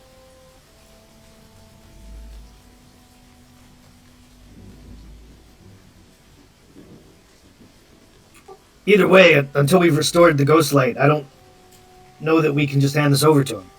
I don't think we can. Ryland, what do you think? Do you think we can afford missing this meeting with Jidaji? Because if we try and do both, we cannot. Not unless you're willing to accept a couple deaths. With innocent people. Oh, I've got an idea. You guys could always split the party. That sounds like a terrible idea. That sounds like a terrible idea. We usually do those, so let's do it. RU19 I'm going RU19 says, half of you could go to the ghost light, while the other half could go to meet Jidaji. That Nothing sounds like- bad could come of that. Why don't we go to the ghost do you light, ju- and when Jidaji goes to the meeting place, we take the monastery? Yeah. Did you specify a meeting point with I Jidaji? did. Yes, Where and is the it? time. If you look on the map, it is right here at the crossroads leading up to the monastery. And the meeting time was 3 days from now, and it was in the afternoon when we set off. Like What if- later in the What afternoon. what if we send someone to meet Jidaji? Like RU19 and somebody else, and they meet him and bring him to the ghost light, where the rest of us are, to meet him there. Yeah. The that only sounds like bad a thing good idea. about meeting at the ghost light is our departure points in case things go south is very limited. Limited to one trail. Honestly, we just escaped the fortress. This is out of character. Like, we just escaped the fortress, so there was only one way out, too. I mean, who knows what happens when we turn it So on? there are 3. East Gate, West Gate, Cave. Not with the army and the... It doesn't... Shut up. But you get my point. We have no idea what's going to happen once we turn on the ghost light itself. Maybe Let's cross this it'll road be when like we a get. Raiders of Lost Ark, and it'll just melt Jidaji. Yeah. So, We should see how we're looking once we get closer. How much time we've got in our hands. We can talk about it when we take the long rest, but just keep in mind we're gonna need a plan here, because I don't think that unless Jidaji convinces us that he wants this thing to restore the ghost light, I don't think we can just I don't think we can trade it to him. So that leaves us with one option then. No, because it's he's not coming. murder him. Oh my god, we're talking about this later. We're not getting into the murder of Jidaji. What were you gonna say? We're though? continuing. That leaves us with one option. He wants this thing. Whatever he wants it for, if he doesn't convince us that he wants it, then he's going to try and take it by force. We'll have everything at the ready while we're there, of course. But that doesn't mean he'll stop pursuing us or he'll stop his intentions of getting it. And if that's the case, that means more people are going to be hurt until he gets his hands on it. still don't know what he wants with it. Again, So that's why I maybe- said he has to try and convince us that Right, he's going to use it for the right reason. At this point, we are holding all the cards. Yes? He has no stronghold. Well, in the he's south got now. he's got the prisoners. We don't want him to kill the prisoners. It's true, but at this point, who knows what's going to happen. Either way, let's deal with the now before we deal with the tomorrow. That? I say that we rest before we go down the beast path, because we We're out of the might storm get right now. we might get judged, right? Aye, that's what they said. We'd get judged. Who knows what that may mean? We might be found lacking. That? By whatever creature is the beast. The spirit guardian. If I Hopefully remember the, the verbiage hopefully. of that. The light of Eldeath will see us through, but just in case. Oh, well, now, Cat, I don't remember you worshiping Eldath. Oh, at this point, I've seen enough weird stuff since I've been with all you. It's starting to make me find God a little bit. I kid. But, maybe sometimes you pick up on the things that other people say around you. Well, who knows? Okay, so do you guys want to look? Okay. Just come to the vote here. Are we resting before we go down? Long resting before we go down the beast path? Long resting at the end of the beast path? Someone speak. I vote for... There's a long guardian rest. in the beast path, perhaps, right? Yes, some kind of Mhm. spirit Right. guardian that will judge us. Can we long rest before that judgment? That's what my vote's for. If that's what you guys want to do, that's fine. We just need to make that call so we can get to like the base of the beast path and rest there while we have this clear weather window at the moment. Yeah. Nimue. Down knowing we may be judged. Okay. Safine.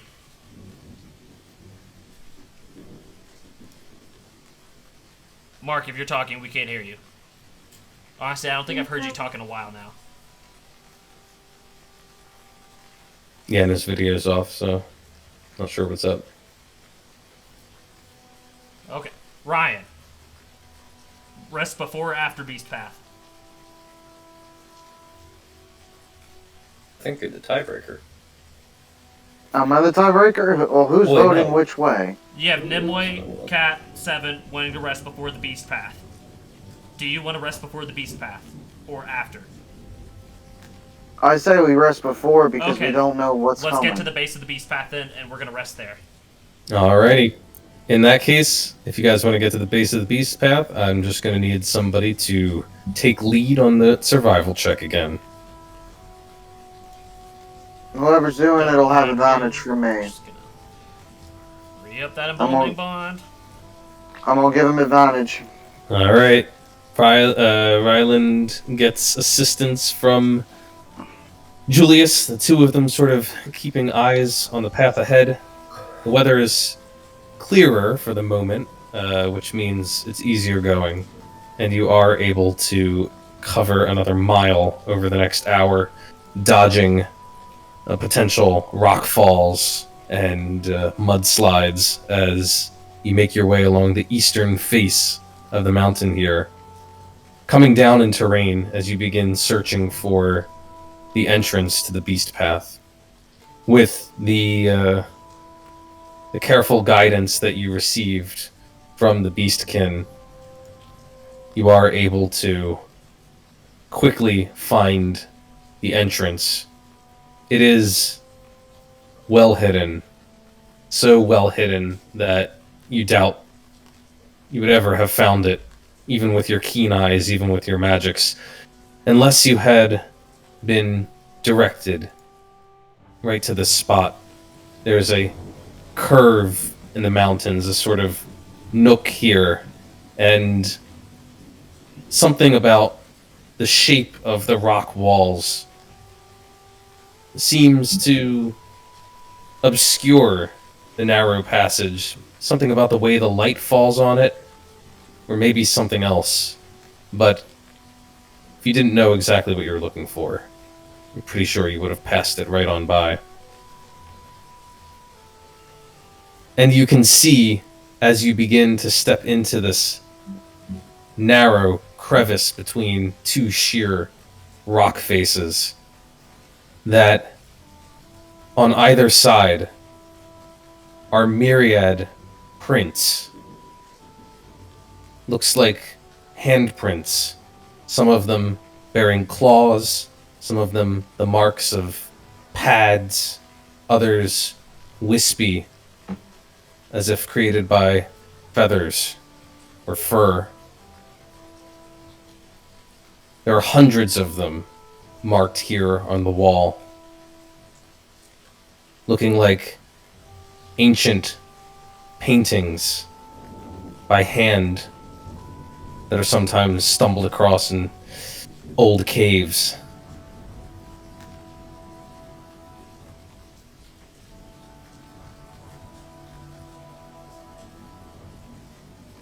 Prestidigitation. Fucking Prestidigitation! filthy animals, these things create art. Laughable. This is when you found out the Fiend's actually really racist. Jesus. Probably. So I guess we're gonna put up a pillow party and take a long rest. Alright.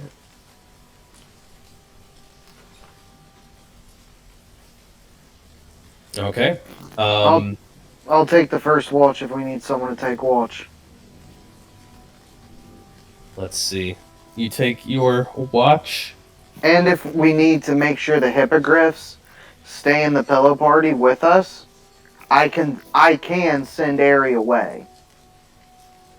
I can send Ari into her own pocket dimension and summon her back at will. I mean, it's 7, 8 with the RU, and then yeah. 6, 7, 8. So Ari can stay with no. No, we have Eric, 9 it's people, better not if including it's- Ari, right now. With Okay. Aaron and Ari with us. We've got Naz. And it can only hold 9 people. Yes. Yeah, so I'll send Ari away and I'll summon her back in the morning. Then we have 1 slot left. I can summon her back for free. No. We have 1 space left if you send her away. No, we don't. For... We have 0. There's 7 people, all the 1, PCs 2, 3, plus 4, Naz, 5, 6, Aaron, and RU19. 8. What about the 2 hippogriffs? They're not in there.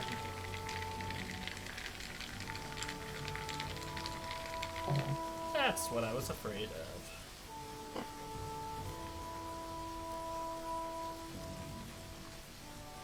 Better be Alright. in here for 8 hours and get spell. Your long rest comes and goes without incident. 8 hours pass. The watches are held. Nothing disturbs you.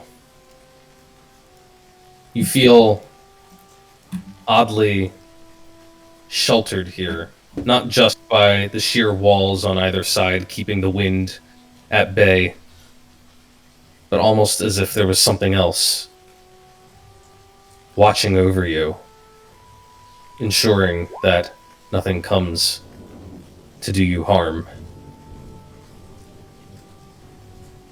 What did you do? Why do you do pass without trace? Right. It misclicked. I was trying to close it. Oh, okay. Oops. And I will say that even as over the last half of the long rest progresses, you can see the storm clouds come rolling in overhead through the narrow streak of sky visible up above you. You can see the rain come pouring down, and it completely blots out everything above you. But down here in this crevice, it somehow seems to fall more gently. And even though it does come dripping down on every side of the dome of Safine's magic, it's a light sort of rain, gentler, and almost calming in a way, despite the flashes of lightning you can see higher up in the sky.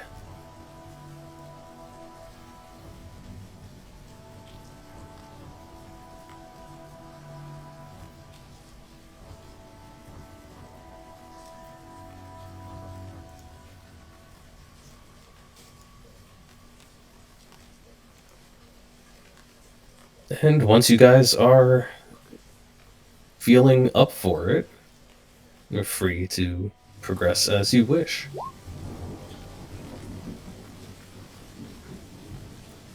Gonna go down the beast path. Alright then. You begin to follow this crevice, leaving behind the marks of many beasts who clearly came and went before you.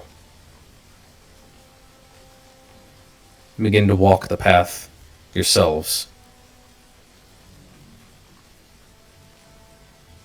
You follow this gap in the mountains,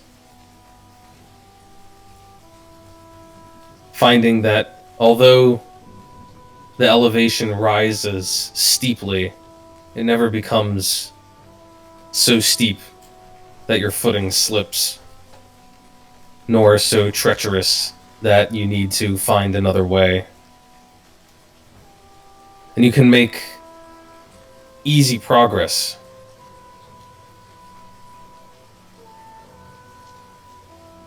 As you go deeper and deeper into the mountains, higher and higher, sheltered on both sides by rock walls which occasionally open and give you views down to the valley floor below, as you walk along a ledge that is not wide, but always seems to be stable, your feet never slipping.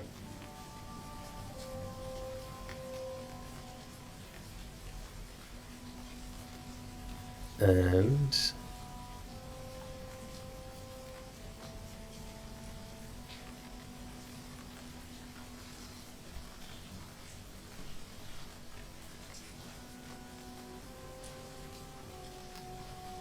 let me figure out exactly what time of day it is, for that matter.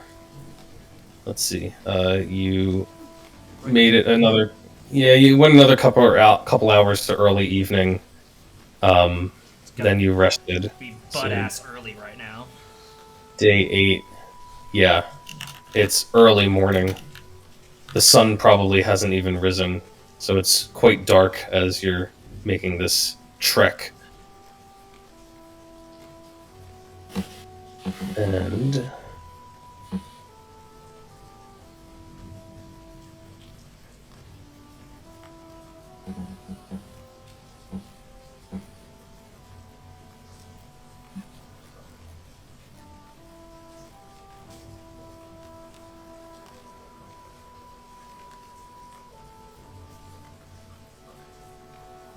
oh, shit. Give me just 1 second here, guys.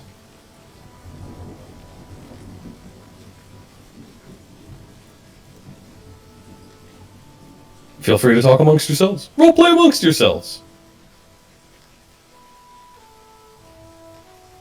If I knew it was that easy, I would have brought some friends. But we didn't know we were going to have to fight. We haven't reached the end of the path yet. Don't know what these judgments may be. Zaychik, you took a couple knocks during that fight. Are you alright? Remind me again who Zaychik is? It's 7. Am I alright? Да. No. Do you need a hug? That would be nice. I will hug 7. Yeah. you suspect that he's going to just give you some kind of rough grasp and then let you go, but he's actually happy to embrace you. he definitely holds you. Maybe a little bit too long. You're like, okay, let go now, and he's just like. She feels. I was curious what would happen. You see Yeah, cat. he gives a big hug. His swords are probably like poking you in the ribs while you do it. But... You see cat in the back, just like hopping from foot to foot, really wanting to get a turn. Come in here, cat. Come in here. Nah, okay. we can all hug everybody if you want. Whoa. Well, sir, what I'd recommend is getting a bed in a I need circle. more rum for That that. way you can never wake up on the wrong side. I need a little more rum before we get into all of that. It's a hug. You can run Julius. if you want. No one's stopping you from running. It's not sex. It's a hug. Rum. Don't run from the hug. I need rum, not run. You can run them all you want. No one's stopping you, buddy. We could use some rum. Yes, we could. And that's the first thing we're gonna do when we get out of this. We're gonna get some damn rum. Do you have some on the ship? Of course I have. Oh shit. They probably drank all the damn rum by now. Well, it's okay, buddy. We can sell that fancy little magnifying glass you got there. And y'all can buy all the rum you want. I'm not selling my magnifying glass. Are you kidding me? Ha! You call it a magnifying glass. I know it's a telescope. I'm not selling the telescope. Telescope? I got you a second time. It's a periscope. Oh my god. Whatever. I'm not selling my thing because I got it from the former captain. I like your humor, right? Finger guns. Finger what? The call them finger guns, Miss Cannons. Catherine. Finger Yeah. cannon? Did you call me Catherine? Yes. Hey, Is close enough. Cat not a shorthand for Catherine? Katarina. That's Hey, about the close same enough. if the River It's Kings. okay, Rylan. But I It's will- okay, no, Rylan. No. That's Okay. okay. I No, will it's never okay. It's miss. okay. My bad, Miss Katarina. Hey, Katarina, but it's close enough. It's okay. You know that's real close to. Oh boys, a ship over here. You ever heard of a Catalina? Catalina? It's like a I'm pirate very ship, confused. but better. I see. Ryland, I have a question for you. Ah, what is it, Mr. Seven? Do you find that a cheery, positive attitude and constant jokes are an effective defense against emotional damage? Why, yes, I do. How long did it take you to train these techniques? It didn't take long. It also helps if you get to watch anybody who ever caused you ill will. We're all to die. Jeez. Hey. Okay. Aren't you, like, angry? Doesn't everything suck sometimes? Nah, there's a little bit of good in every little bit of suck. Like, Only when Gotta Joey said be it sad wrong. it sometimes. sucked when Miss Katarina over there blew up the fort. But the Why? good part was, we got out. Why did that suck? Huh? Who said it sucked?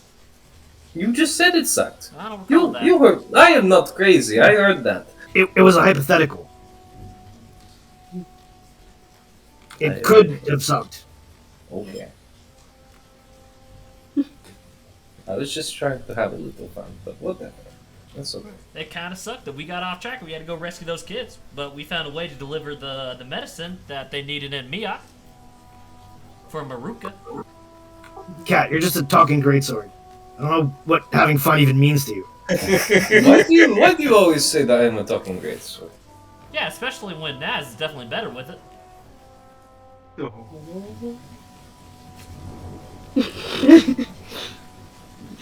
I mean, I've been taking mental notes of the overall effectiveness of your attacks, and he's not wrong. You know, honestly, Naz has a 7% higher success rate when attacking than you. She climbs a lot better, and she falls less often. she does. That's why Naz is Also, my I'm pretty sure number she's never one had guy. to repair her jacket. Oh yes, I had to. You saw that? I'm very good with the needle. Probably because you do it often. I bet Naz is terrible with a needle. She's never had to repair any of her stuff. It just makes us better at different things. Damn, you have a little ruthless side to you, Rylan.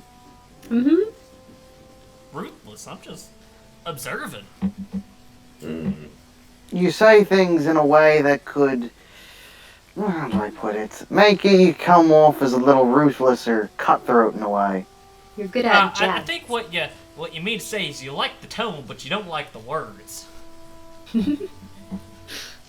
I don't mind either of it, honestly. I really don't. Just letting you know how others could perceive what you're saying. How long have you wielded that weapon, Cat? Since I was almost a child. About 2 years then. It's been my family for generations. Do Did you you say 2 years? Yes, 7. do you remember anything before that? What do you mean? Like, do you remember your old personality? I don't know what you mean by old personality. Like, do you remember who you were when you were born? I don't before think this anybody really remembers when they were born. I remember myself when I was a child. I had training Jesus. swords. She's definitely been possessed. I You I'm never remember going to when convince you Well, otherwise, that would am make 2 times that she's been possessed since I've known her. There was the first time where she took that hack at that ghost thingy and it just flew right in her. And now the sword. And cost me quite a bit. Remember when you were Yes, I took trained? it. Yeah. I'm sorry. Keeping count. You're keeping count. Of your time. servants. Of time lost ghosts. I see. As you guys chat, make your way along the path here, you find that the cliffs fall away on one side and give you a view down to a sort of narrow strip of valley right here in the midst of high mountains. It seems as if it's been sheltered from the raging weather that has destroyed so much of the foliage in the surrounding pass. The winds blow overhead. But even so, this place is touched only by a light breeze. Your path that you've been following continues along, following a cliff edge as it makes its way further north, and somewhere up ahead you can hear the sound of rushing water.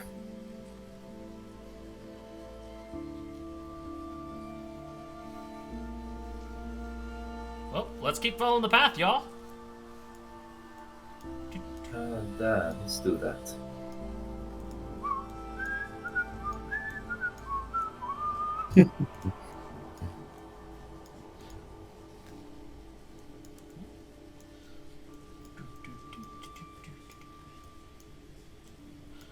Ryland's just merrily walking away, humming to himself. Guess Kat is gonna take a look at the sights as she's strolling behind Ryland. I'm gonna summon Ari. Here is my one free time a day as a lightning dragon, Okay. and Ari will be coming with me. Remember that we're probably going to fight warforged today. There's a possibility, and lightning is the resistant to that. But they also deal lightning damage, Fair enough. so I'm resistant to them. We're missing a blue monk as well. Oh yeah, Aaron.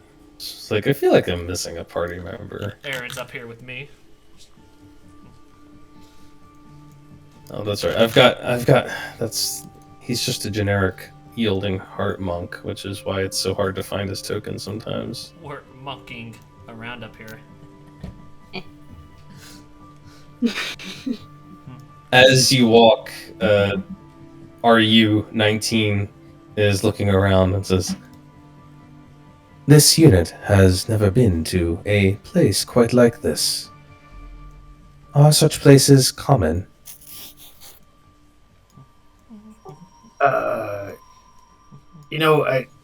I've seen so many places over my travels, and after a while, they all seem unique and fascinating. If you stick with us, you might get to see a lot more. This unit has rarely operated in the field. It is more often utilized in workshops.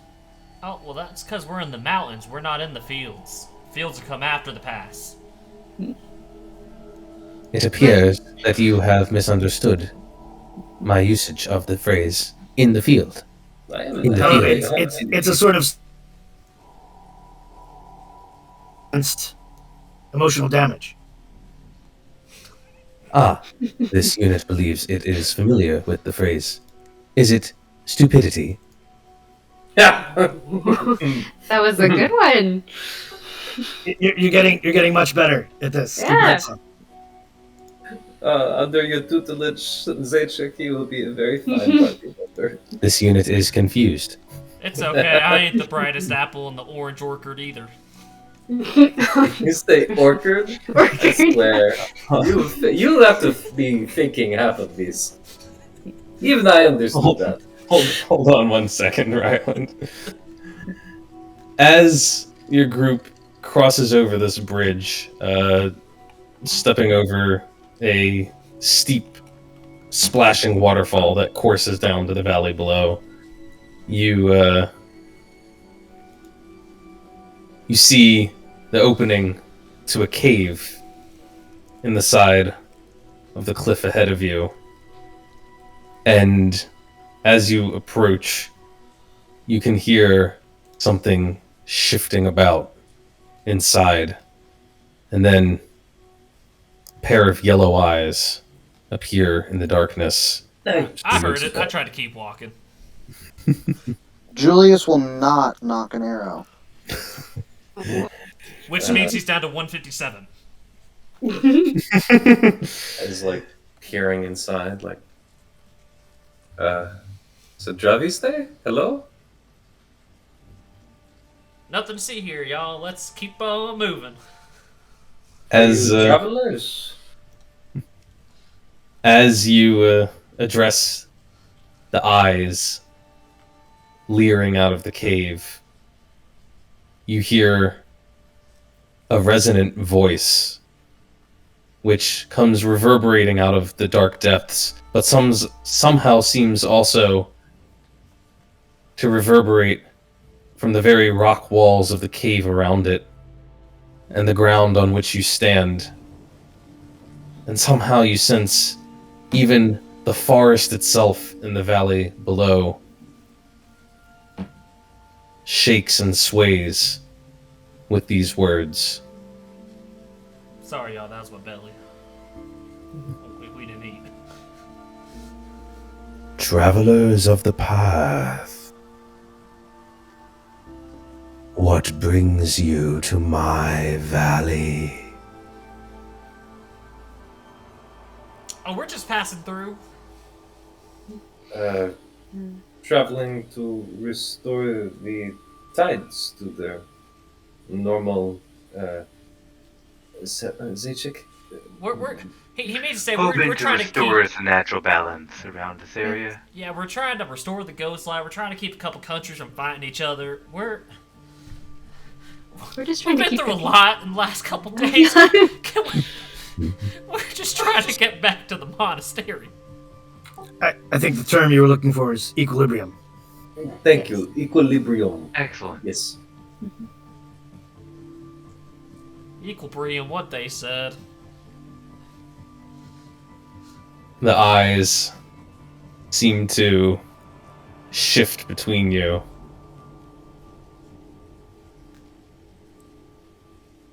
You speak words. Words of strife and peace. But words are not the measure of a person.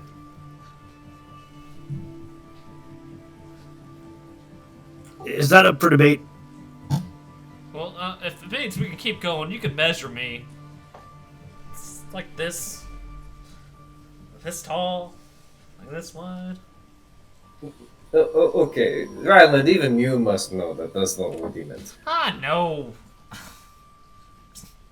Just want to get out of here. You are not beastkin, but your physical form is of no consequence. I do not see your flesh, your blood. I see through these things. I see your spirit.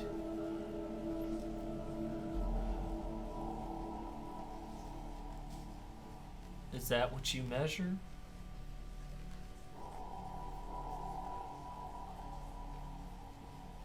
Step forward, Ryland Nihilo.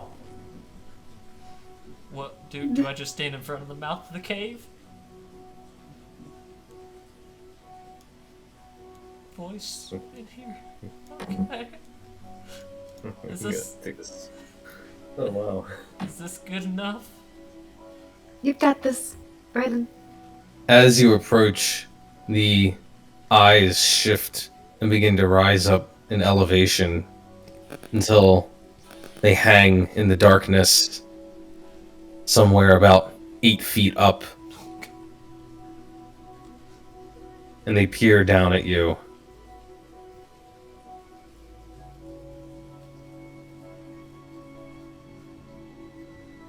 Words are not the measure.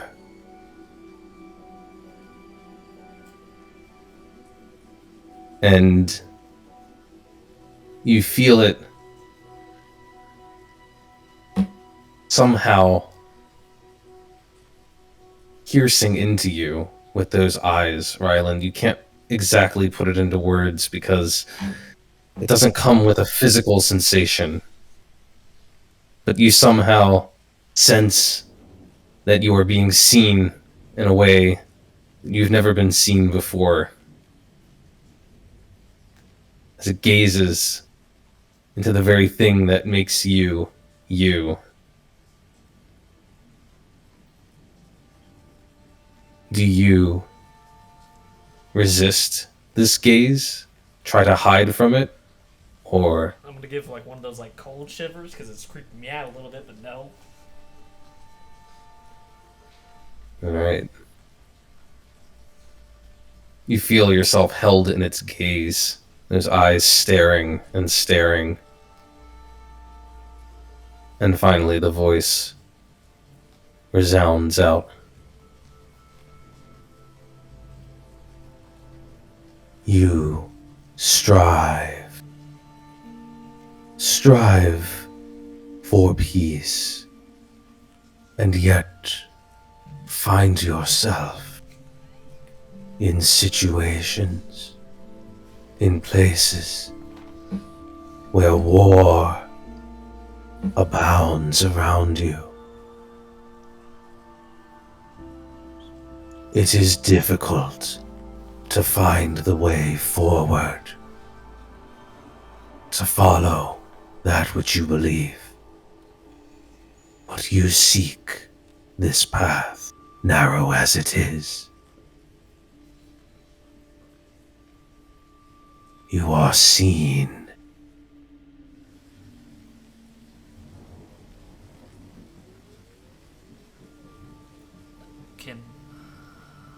Am I able to step away now? Ekaterina Melnikov. Hello. Okay. Might as well.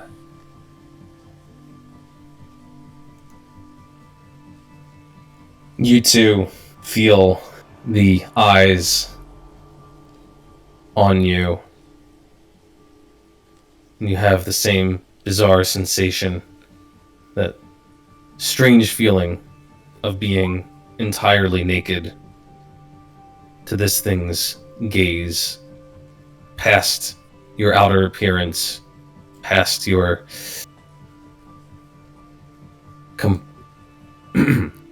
past your composure, past your every effort to present yourself into who you truly are. Do you try to resist this gaze? I won't. Specify that I.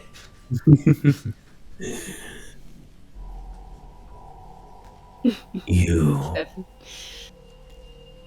are not like Ryland. You are not a creature of peace. You are one of conflict. Bloodshed is second nature to you. Bloodshed is, in some ways, revelry in your heart.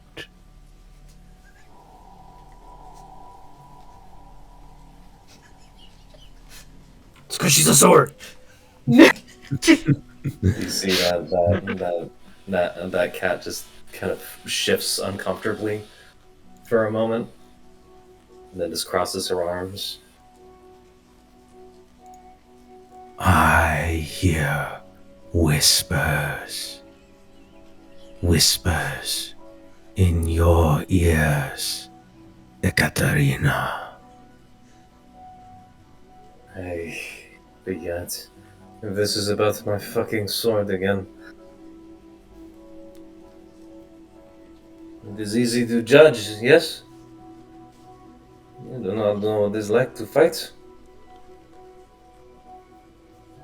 Not like we do. I know what it is to contend, yes. And so do you. You are a creature who kills, who is made for killing, and who thrives on killing. You are true to yourself. And I would never try to hide it.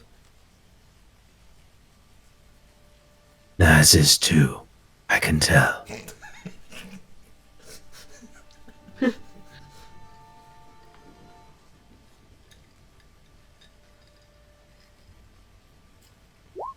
Julius, Wind.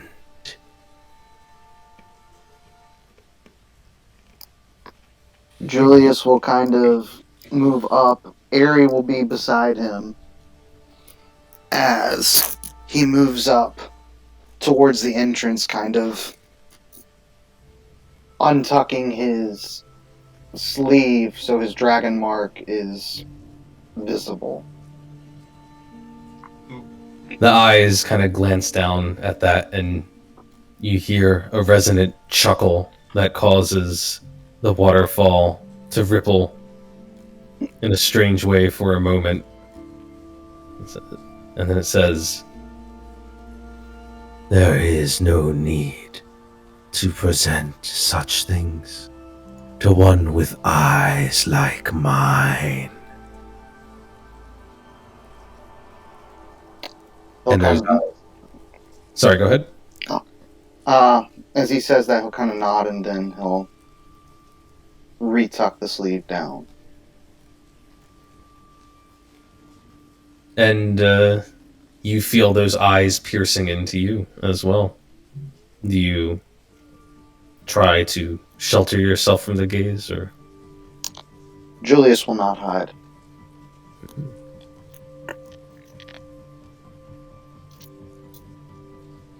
Your spirit, I see, different from the others, and yet, in some ways, very much alike.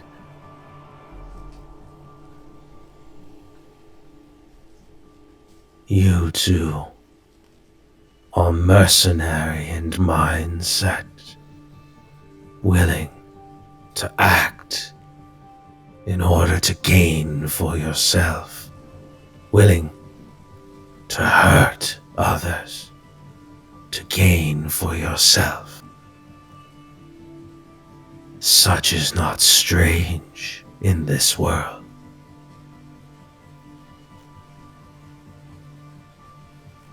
And yet, something else in you.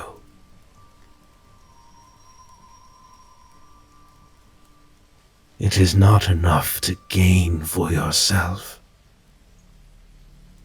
You seek for others as well. Approval from those you hold dear to your heart, and yet who would deny you.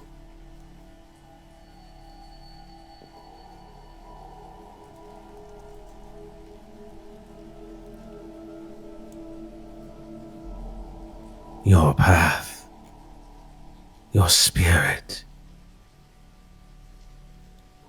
is clouded at times, I see. The things you want, at odds with each other, difficult to reconcile. The path forward is a slim one. It would not be hard for you to fall one way or the other, to become one obsessed with the self and the gratification of the things you want, and yet equally easy to succumb to what others want of you.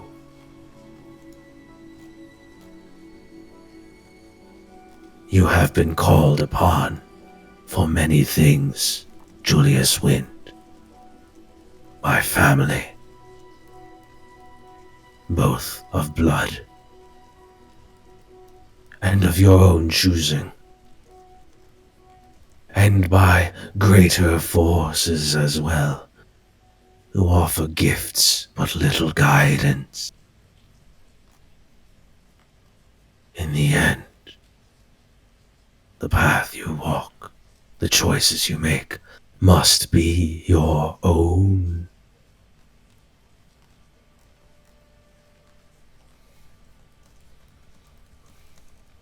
Nimue.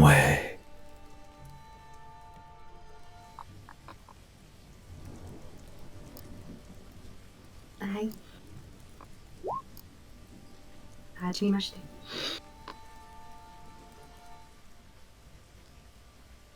I see. I see much to your spirit.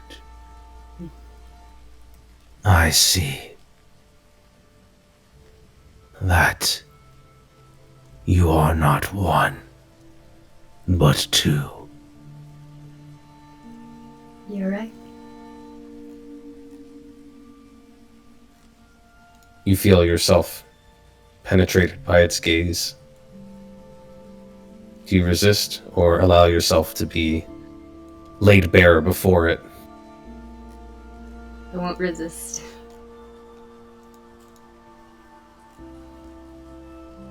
Two spirits entwined, wrapping round each other like vines, seeking out and finding only the other to grip upon, winding round and round and round.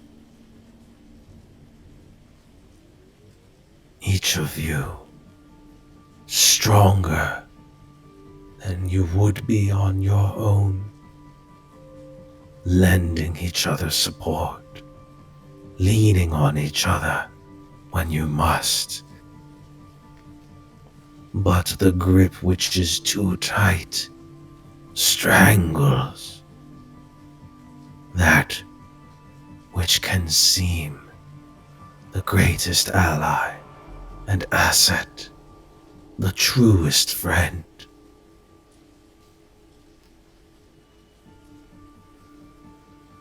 It can lead to ruin.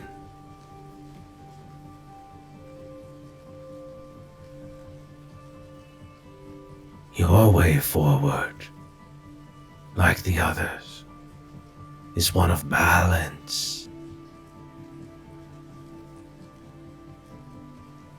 Your actions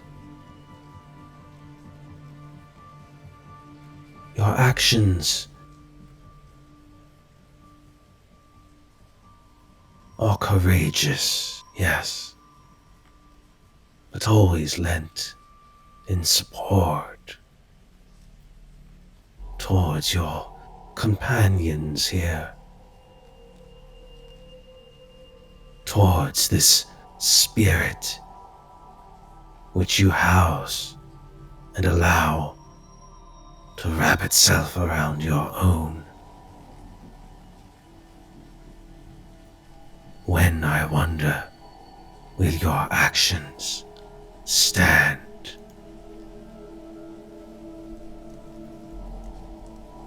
In service of your own self, in service of that which you desire to make real.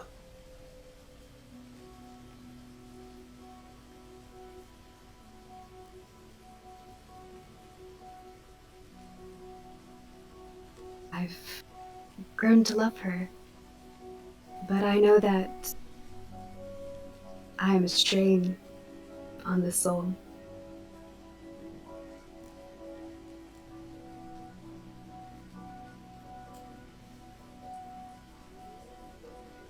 The souls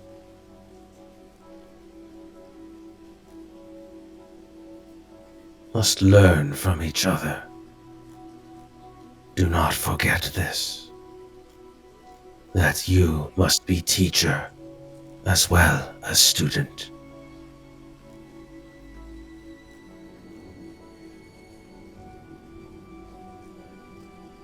Safine. Thank you. Oh. I'm giddy.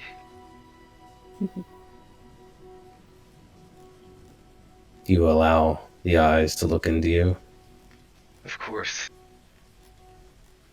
Ooh. It's like being naked with shoes on.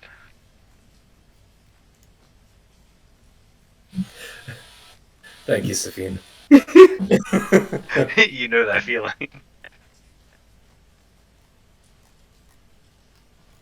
You.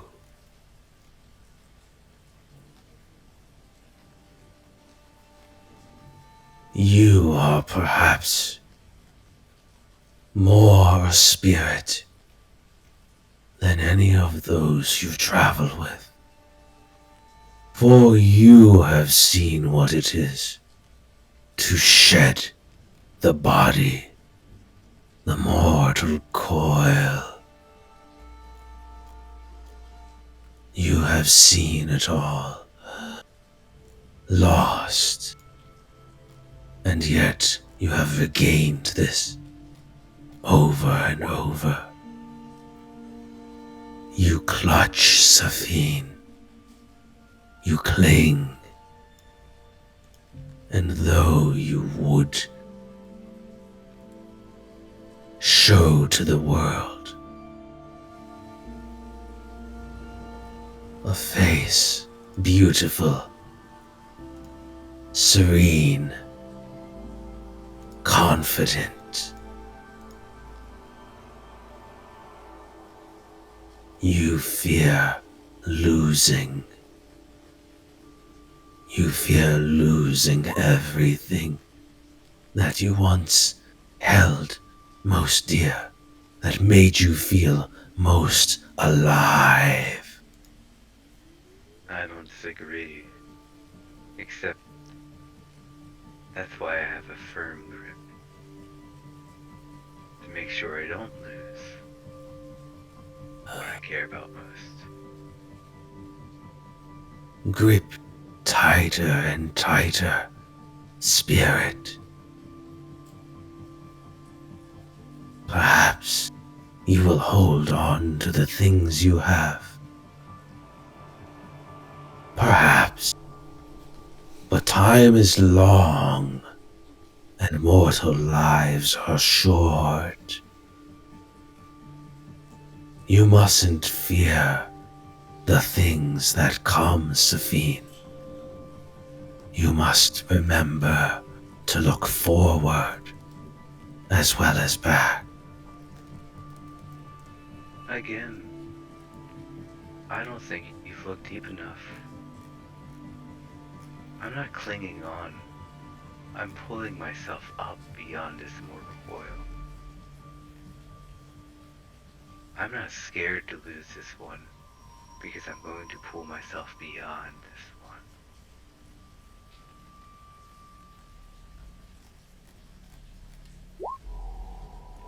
The eyes linger for a long time as you stand in silence.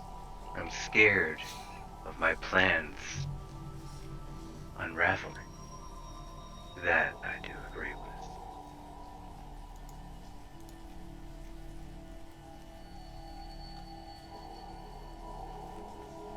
You see yourself in your own light. But this you are entitled to.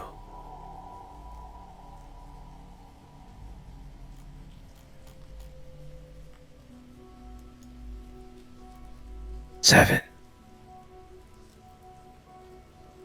You, with no other name, come forward. The popcorn. Pass it to me.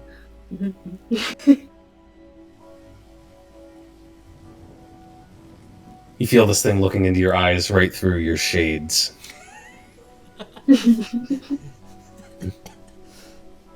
Do you resist its gaze?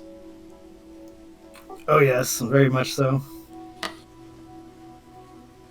In that case, I'm going to need a charisma saving throw. Oh fuck.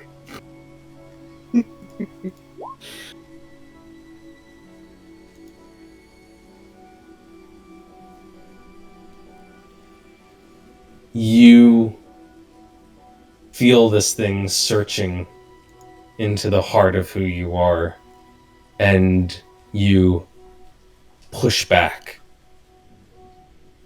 You're not sure that you want to be seen in this way, or maybe you just don't like a snoop.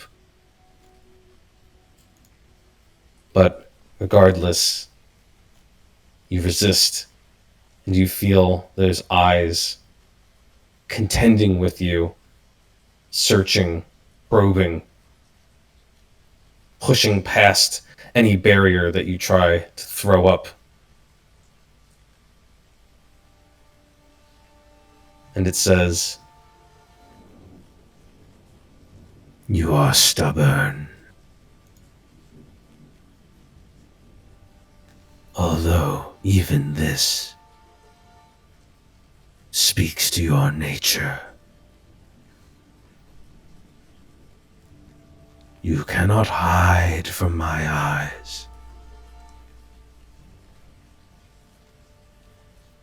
Seven is visually like perspiring. He grunts and goes to one knee. You see him, he's like trying to resist.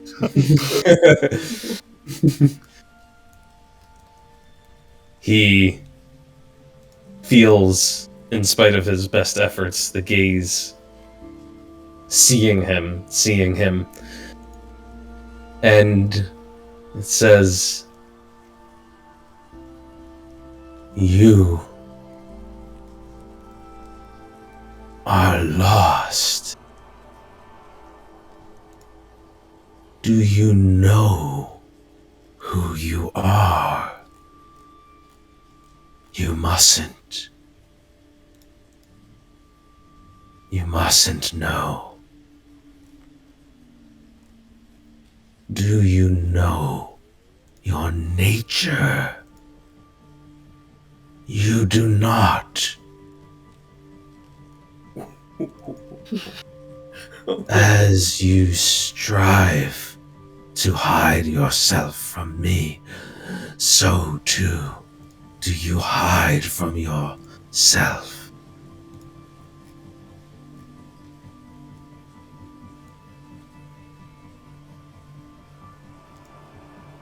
Your path leads to discovery. Will it be a blessing? A horrid realization? What will you do when you understand?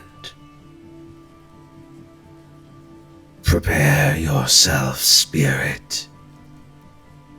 Bolster yourself, not with shields, not with walls.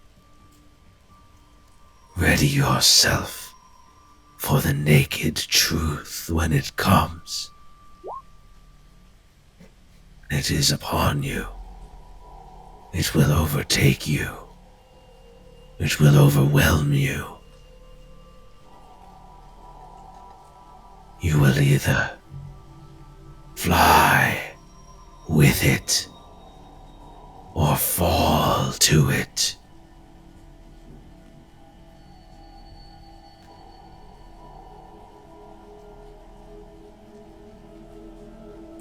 Seven looks spent. He's long since given up resisting, but he backs away, looking very pale.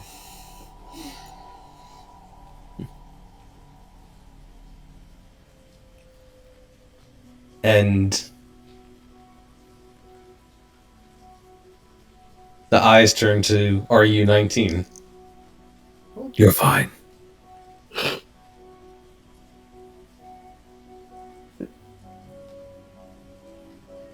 Each of you has been judged. Your spirits weighed.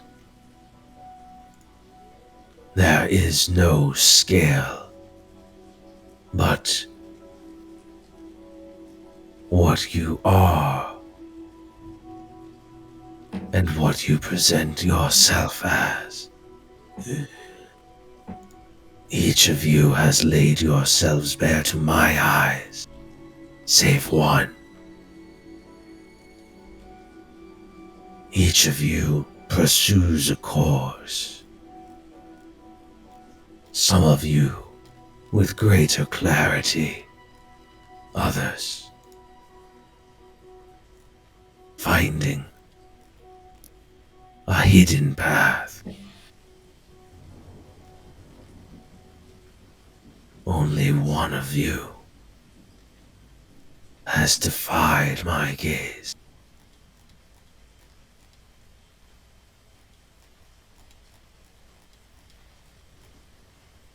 And yet, who am I to prevent your passage? Go forth, then, each of you.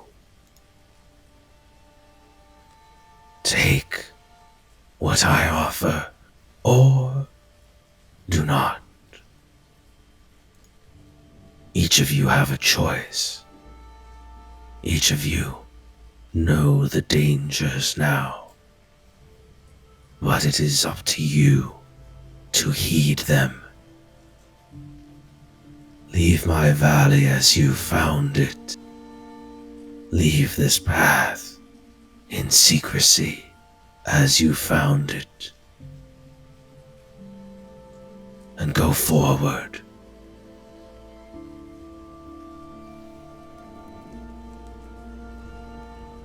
And the eyes begin to fade back into the darkness.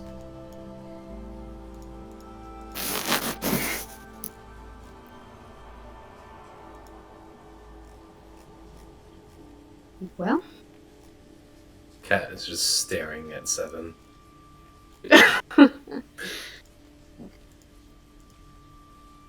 Got something to say, sword girl? No. Yeah. I mean, this She was a reaches out and contest she on this. pokes him.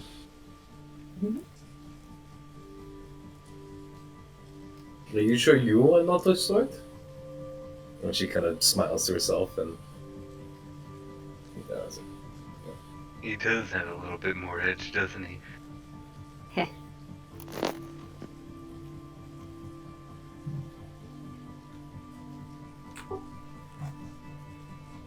Seven looks. He's still very pale. Clearly, he looks a little defiant at you, Cat, but not in like an angry way. Just he's looking very, I don't know, stubborn, drained, I guess. She just pats him on the back and keeps walking. Well, I'm exactly what I told y'all I was. Yeah, yo, we know, Ryland. Well, hip hoppity, let's go. I was a little bit disappointed, to be honest.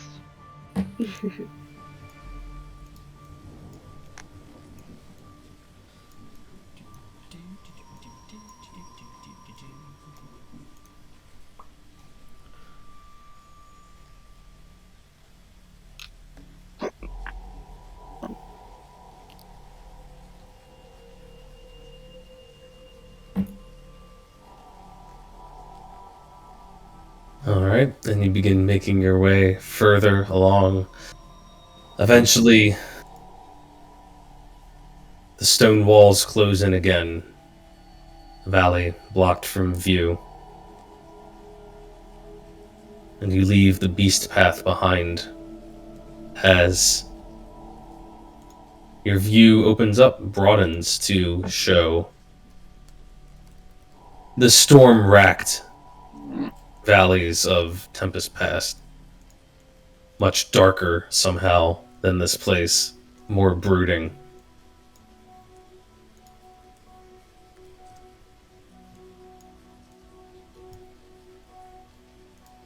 You have traversed the beast path. How long did that take us? By the time you finish with your judgment and the walking, it's about 2 hours in total, which is just enough time for us to see where the storm goes, which is apparently over here.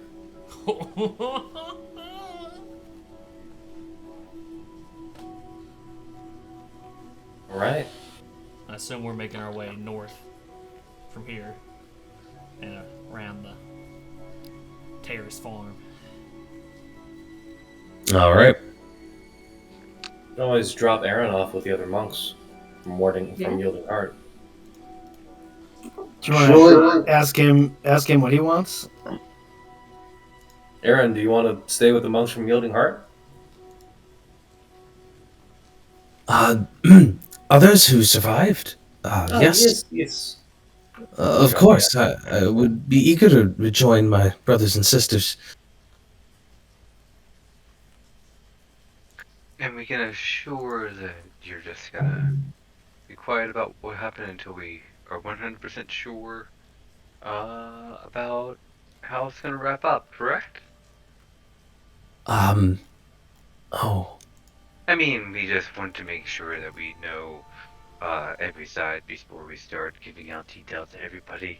These things have a way of running faster than a horse. You know what? Now that you mention it, I know that you came to me with under Shansi's orders, and you rescued me and found the Thunderbolt and everything. It's all it's wonderful. It's great. But I was tasked with protecting the thing. I can't help but feel like maybe I should stay near it. I shouldn't just give it over so easily. Actually, then you know what? What? Actually, out of character, do we want that person with us at all? Well, I mean, if we go meet Jidaji, he's probably going to need to be there. Okay. Because I didn't want to... Jidaji wants both. Not that we're giving them both. Then... So we're clear. Yes. I'm fine with that, then. Just that when we go there, you're not holding the Thunderbolt. Eggs and baskets and all that. True. Okay. You pass the miles by. Fortunately, the weather is good during that time. You also pass by the terrace farm, where you know the members of Stolid Heart, as they call themselves, are camped out. But for the time being, leave them be and continue north. So, are you heading towards the meeting point with Jidaji? Is that your intention, or something else? The point of contention and debate. We've finally come to the decision point, I think. Julius has been in the back this whole time, just contemplating whatever that thing said about him. Like, he hasn't been talking. He's been oddly quiet. More so than ever. We may all be feeling a little bit that way. Ryland's just going to be up at the top like, so is that thing as accurate for everyone else as it was me? Hey, No. No.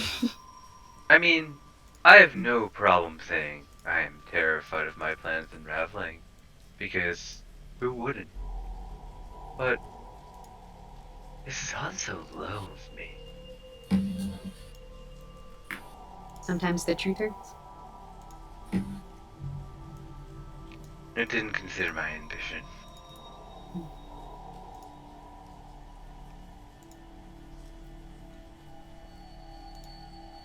I'm with Ryland. I've always known who I am.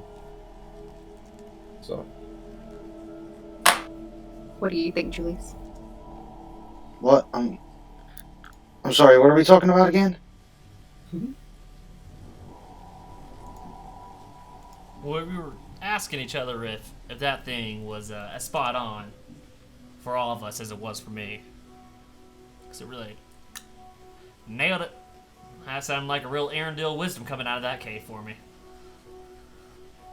Some things Right. that I hadn't thought of. Right.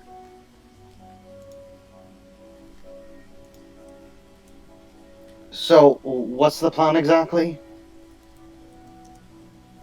Well, the plan is to hear if that thing was accurate on you before we start discussing Jidaji.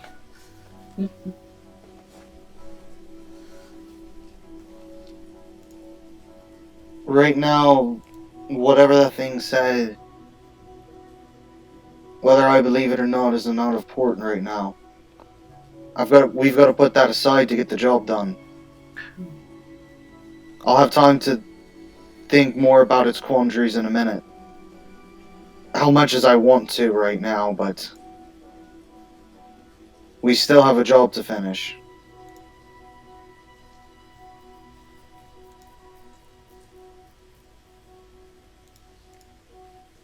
So,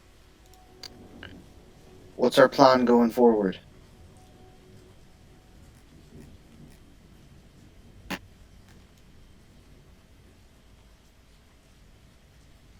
It's the hard question, right? Do we want to give this up? Oh, we wouldn't be giving it up necessarily. You're finding out what Jidaji wants, no? More information? But, on the other hand, that is too big of a, too big importance to be giving up. So maybe we meet with Jidaji in good faith and tell him we have it close by and see what he wants, then figure it out from there. That's my proposal, at least.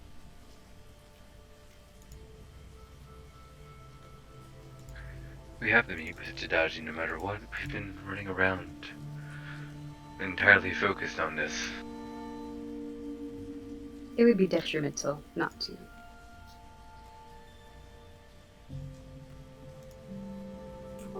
I can ask him what he wants with it, but I'm not handing it over. Unless his intentions are good. I guess the question is, what happens if things go to hostilities? I think we all know what will happen then. Was it magical? Yes and Yes, no. yes. It is magical, yes. Okay. That's all I needed to know.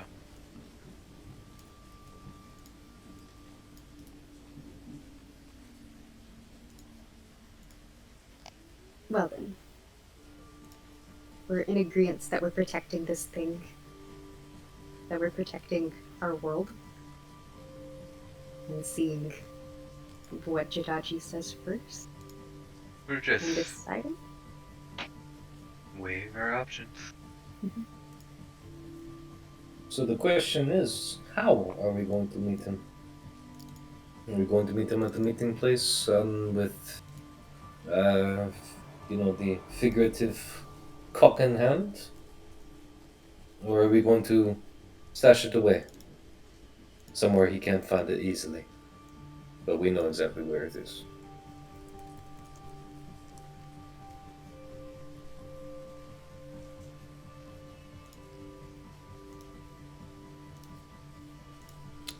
If we did stash it, even if he defeated us, he still wouldn't have it.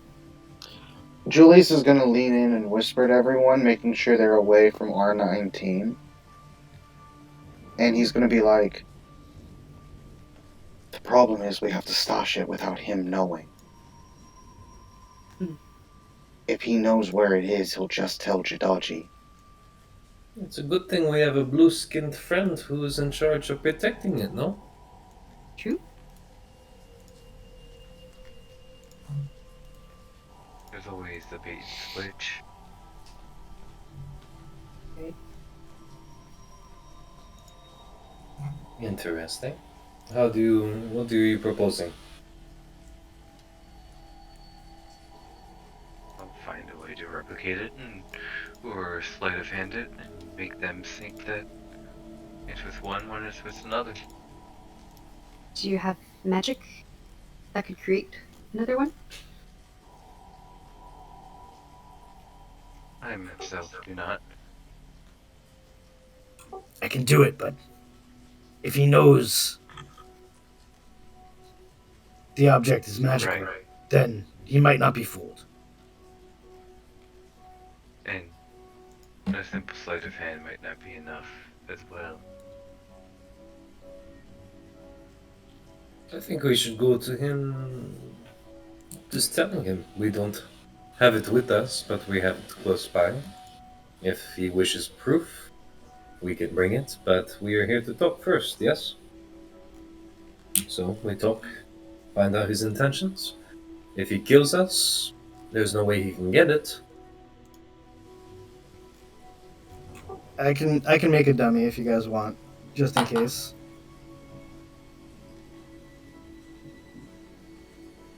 And he might have that cultist with him too.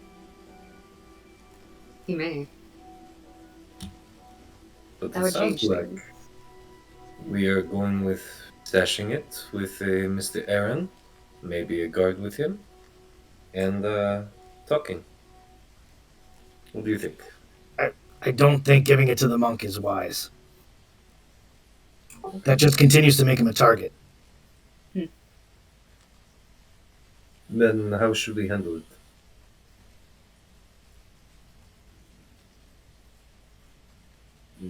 I hate to say this, but when I explored the Yielding Heart Monastery with my eye, I encountered a powerful magical barrier. It's possible the cultists working with Jidaji have access to magic, such as scrying. They could be watching us even now. I'm not saying it's likely, I'm just saying it's possible. Sabine over there, like. Interesting. So no matter what we do, they could be scrying on us and we could find out our plans at any time anyway. I vote for deception, but I just wanted to warn you all that it might be futile.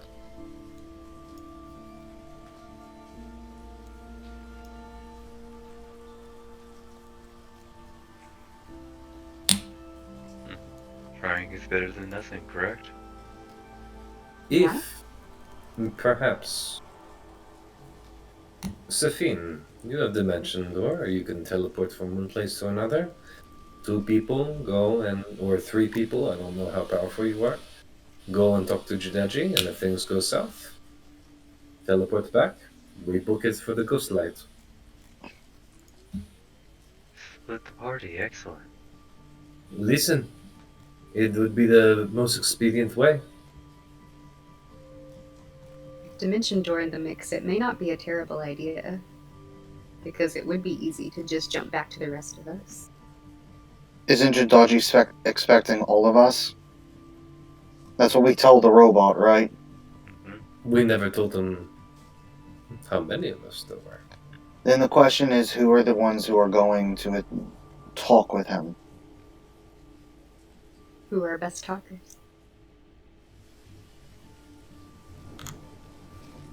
I guess I could have a word with Jidaji. I can probably talk. I'm not as good as you two, but I can talk too. I can as well if need be, but I like Ryland's message.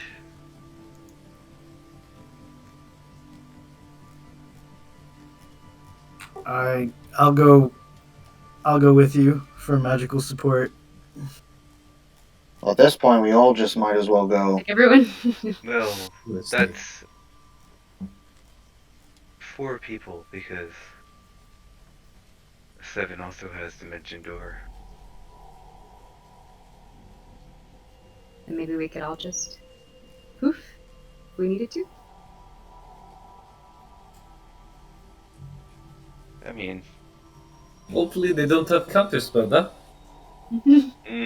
exactly.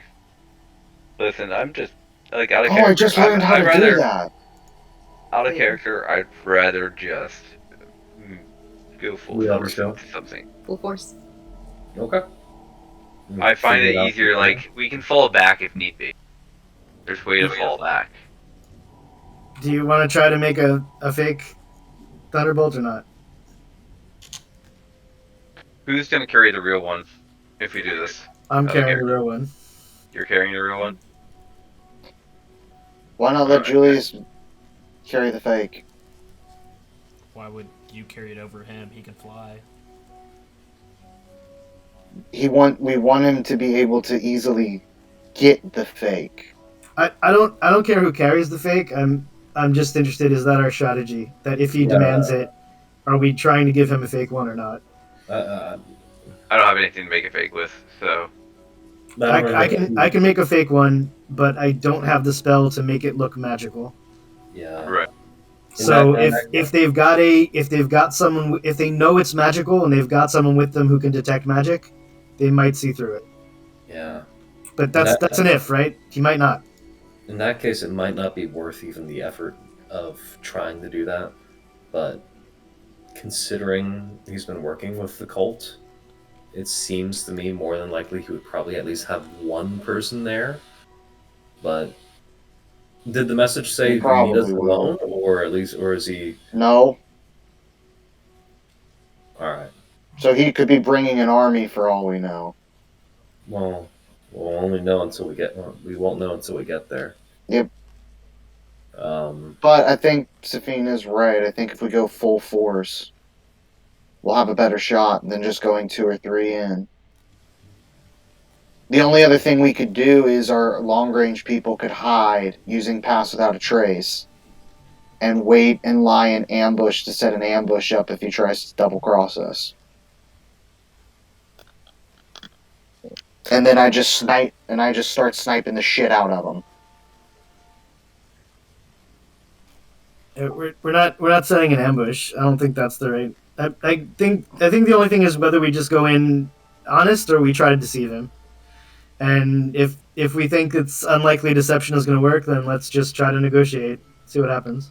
Yeah, I'd rather negotiate. Alright, then let's go in Go to in negotiate.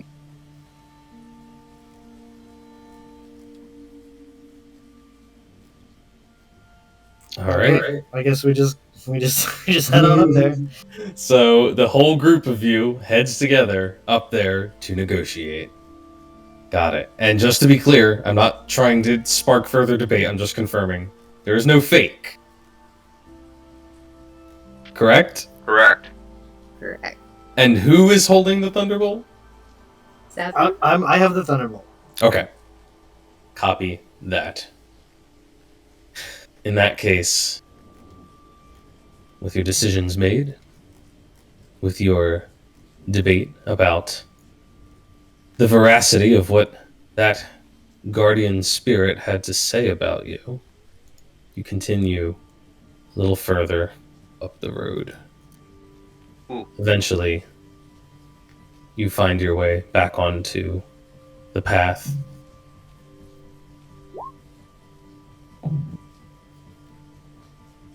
Look for spiders along the way. You find some spiders, which somehow have not drowned in the torrential rain all this time.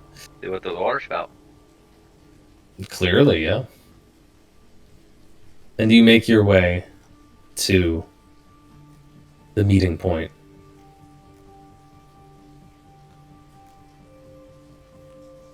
As you round the bends in the path, this crossroads is familiar to you.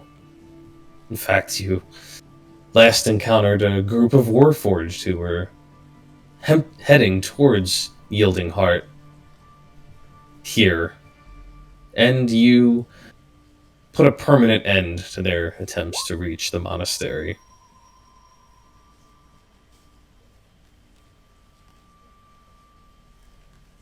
You make your way up the path and see that, like deja vu, you are once again encountering warforged here.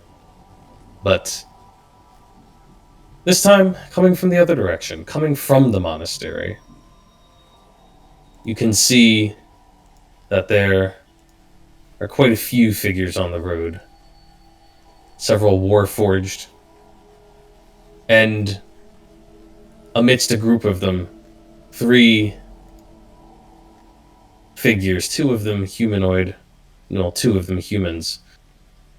One of them, a dragonborn, with sort of dirty, bronze-looking scales. The 3 of them look badly beaten up, as if they have endured quite a bit. There are old bruises on their faces and on their bodies, and currently they are kneeling and bound in the mud. The warforged standing covetously over them. There is also one of the great heavy assault models standing in the back. And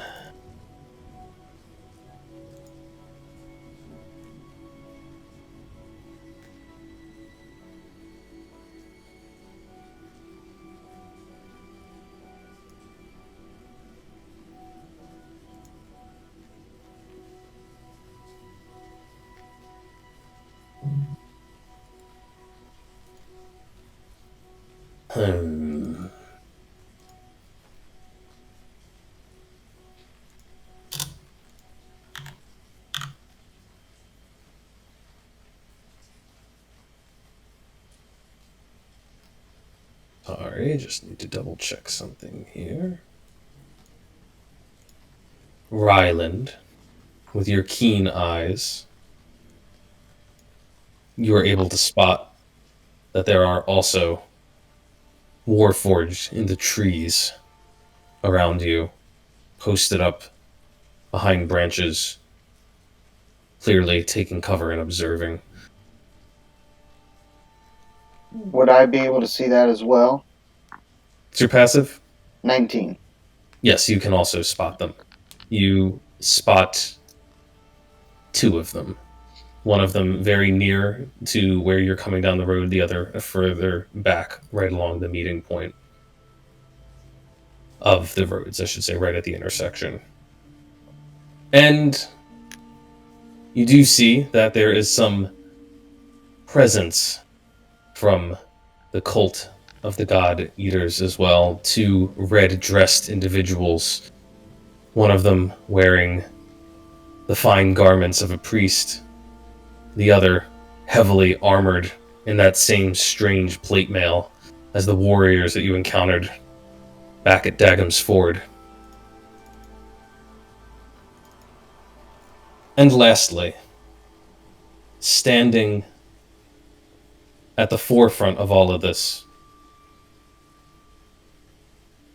of the roads, a warforged. He is simply clad in a cloak which hangs over the metal plates of his armor. And his features are incredibly plain.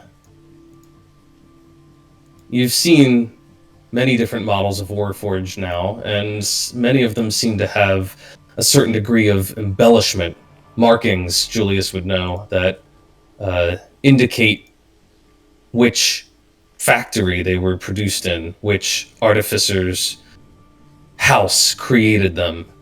They are always displayed as a mark of pride in the quality of their product. But Jidaji bears no such markings.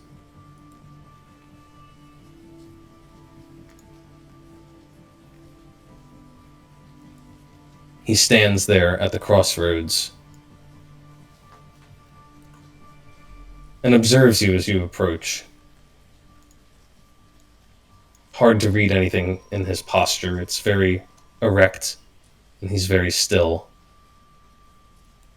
You can't tell if it's with tension or military or perhaps even mechanical precision. But one way or the other, he simply watches as you draw nearer.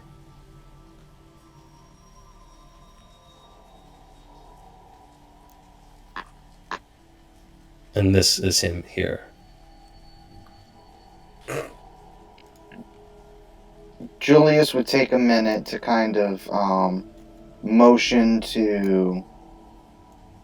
He would motion to people, like with his fingers at his sides and kind of pointing in the directions that he sees the warforged that are hidden in. To kind of let everyone know that they have hidden forces. Oh, I was waving that to him as we went by. Yeah, the hidden forces you spotted. I'll just put them on the map since you've spotted them here, as well as here. I guess we will all start making our way up to Jidaji.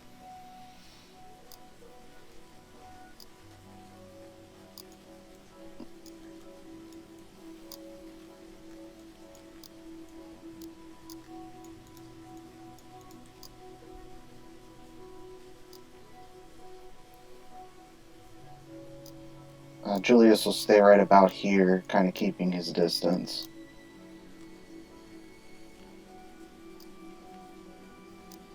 Kind of eyeing at the cultists over to the side.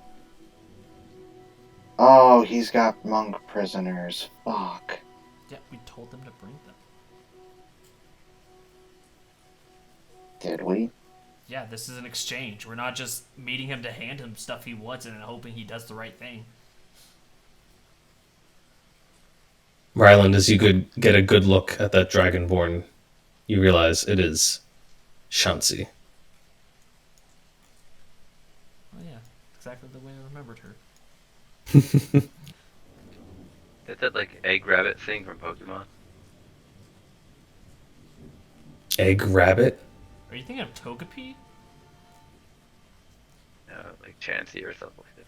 Oh, No, there's Chauncey's definitely a a giant pink fucking looking cotton candy with the egg in the front. Yeah.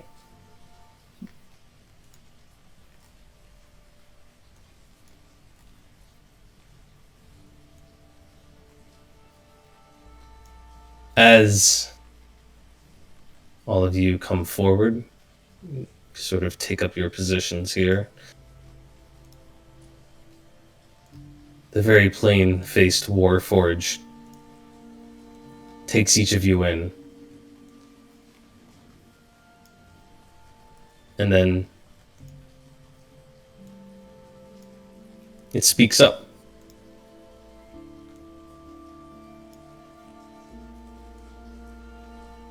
You have come to the meeting place. This pleases me. I was unsure if your messages were deception.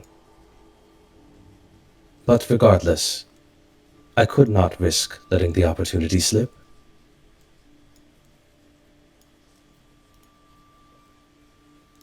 Well, we wouldn't have lied to you. We wanted to come here in good faith and actually get a chance to meet you, Jidaji. Or would you prefer us to refer you as R37X? What would you like us to call you? Jidaji is a perfectly acceptable name. Although I appreciate you giving me the option. And I am surprised to hear that you are interested to meet me. Well, We Why? have heard so much about you. you've From your been the men? focus of a lot of talk here lately. Not just in the Tempest Pass, but in the Four Kingdoms and the River Kingdoms, just about everywhere. Your name is bringing much attention. Your men worship you. It's hard to get them to not talk about you. My men do not worship me. They merely follow me. I demand no fealty, nor do I seek a claim for myself. If my name has spread far, it is through no deliberate effort of my own. Maybe great reverence then.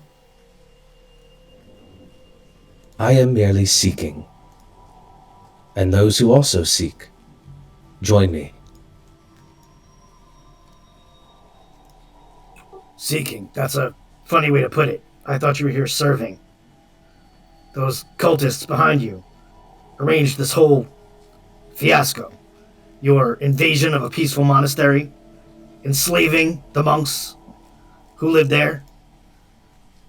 Whatever you're after in this region, Jidaji, I don't believe it was your idea. I think you're serving their means. Do you understand? Are they your masters? They are no masters of mine, although, yes, we have forged an alliance of convenience. They seek something which the warforged who follow me can provide. I seek something which they too can provide.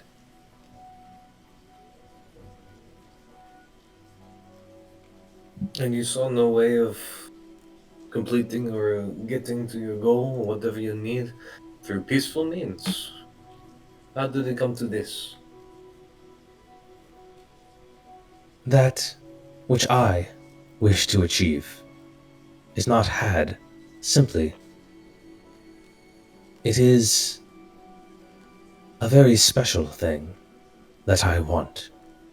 Something which this cult can provide to me. Bloodshed is of little consequence in the face of such things.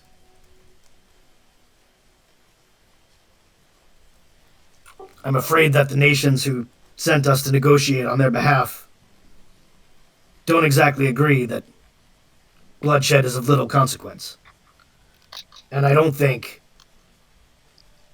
that they're going to let you hold your position that you've taken in this valley. Nor are we talking about the bloodshed on the level that's already happened, but what will happen. My apologies. Between the nations. If this goes awry, do further clarify. I do see your point, and I do apologize if my speech sounds callous. You must understand that my kind were created for the purpose of killing. It is something which comes naturally to us, so easily, the same way that your kind breathes air, eats, sleeps. It was not meant to be cruel in nature. It is sometimes easy to forget that your kind cherishes your lives. You are awakening. Morality slows down the process. I understand. Are you like the others, though? Have you seen some sort of awakening as well? My awakening. I do recall my awakening. I remember the moment with perfect clarity.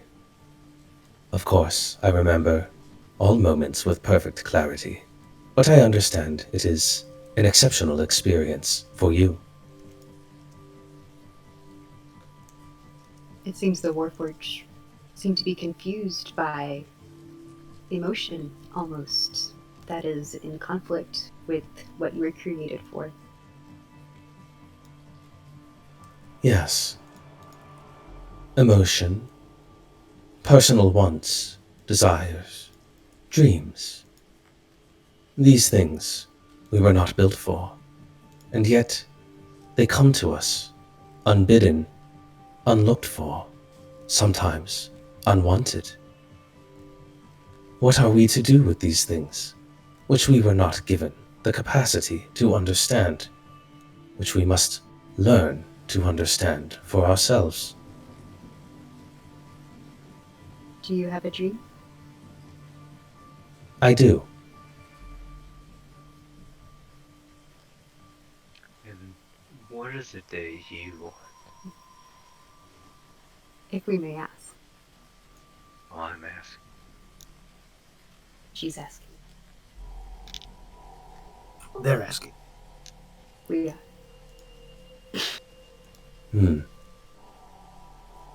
Yes, sometimes this concept of gender is confusing to me as well. I have not yet decided for myself, but it seems easiest for the time being to refer to myself as he. For However, some reason, we like to announce what we're packing in our pants when we're born. yes. It is similar to the way, I suppose, in which some warforged choose to name themselves, to shed their designations. It gives them a greater sense of self, I suppose. I could understand that, certainly. Did you not choose your own name? Was it given to you? It is my name. I did not choose it, nor was it given. It simply is.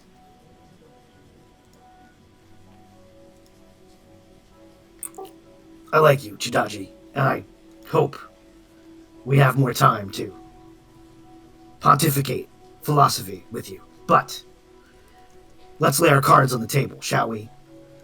We're here negotiating on behalf of several neighboring kingdoms and empires for your release of the hostages, your turning over of the cultists to be tried as criminals of war, and your evacuation of the temple that you've captured. I'm prepared to offer you your freedom.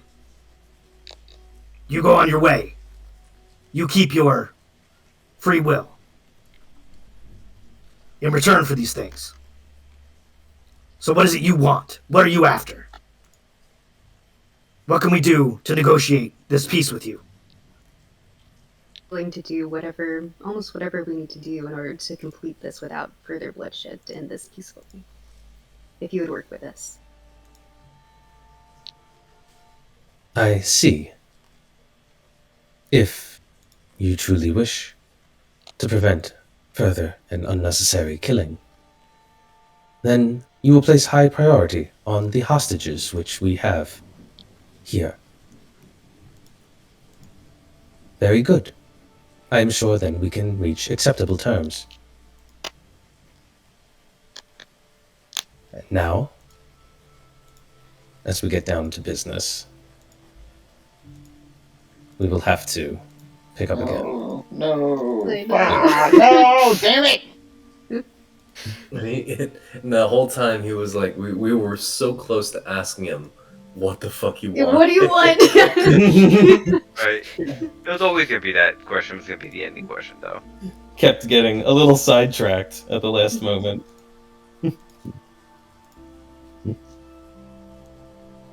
Well, you I'm gonna guys made shoot it him. to Jidaji. No, don't. He's awesome. I'm glad he didn't seem extremely violent. I think he should have been wearing spectacles or something. Yeah. I like it. I'm gonna shoot his ass.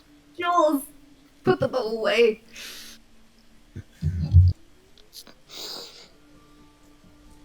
Oh, Bring it back. He's evil. I know it. I can He's tell. He's not evil.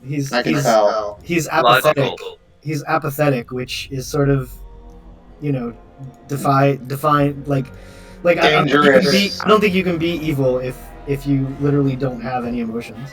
Have you seen The Expanse? Having no No. emotions Magnet can be process? extremely dangerous. I didn't say he's not dangerous. I said I don't know if he can be evil. Kevin knows what's up. Evil is a No, moral he's judgment, evil. and morals are hard to prescribe to something that doesn't have human emotions, right? He has no morals, which means if we don't give him what he wants, he has no problem killing the hostages. Sure, but that's not the definition And of he evil. won't get his stuff. Can we He ask? seems willing to negotiate. The Fiend's gonna ask like, do you happen to have any diamonds on you that we can also barter for? Because if they had diamonds on us, we can care less about the hostages. For the record, with the diamonds. Scarlet, why did Nimue call Seven Rabbit? Because of Zaychik. Oh, that's Rabbit too? Shit. Cat's been calling Seven Rabbit this whole time. Uh-huh. It's great. He's sort of not very rabbit-like, but I'll take it. Why not? It's a good Yeah. nickname.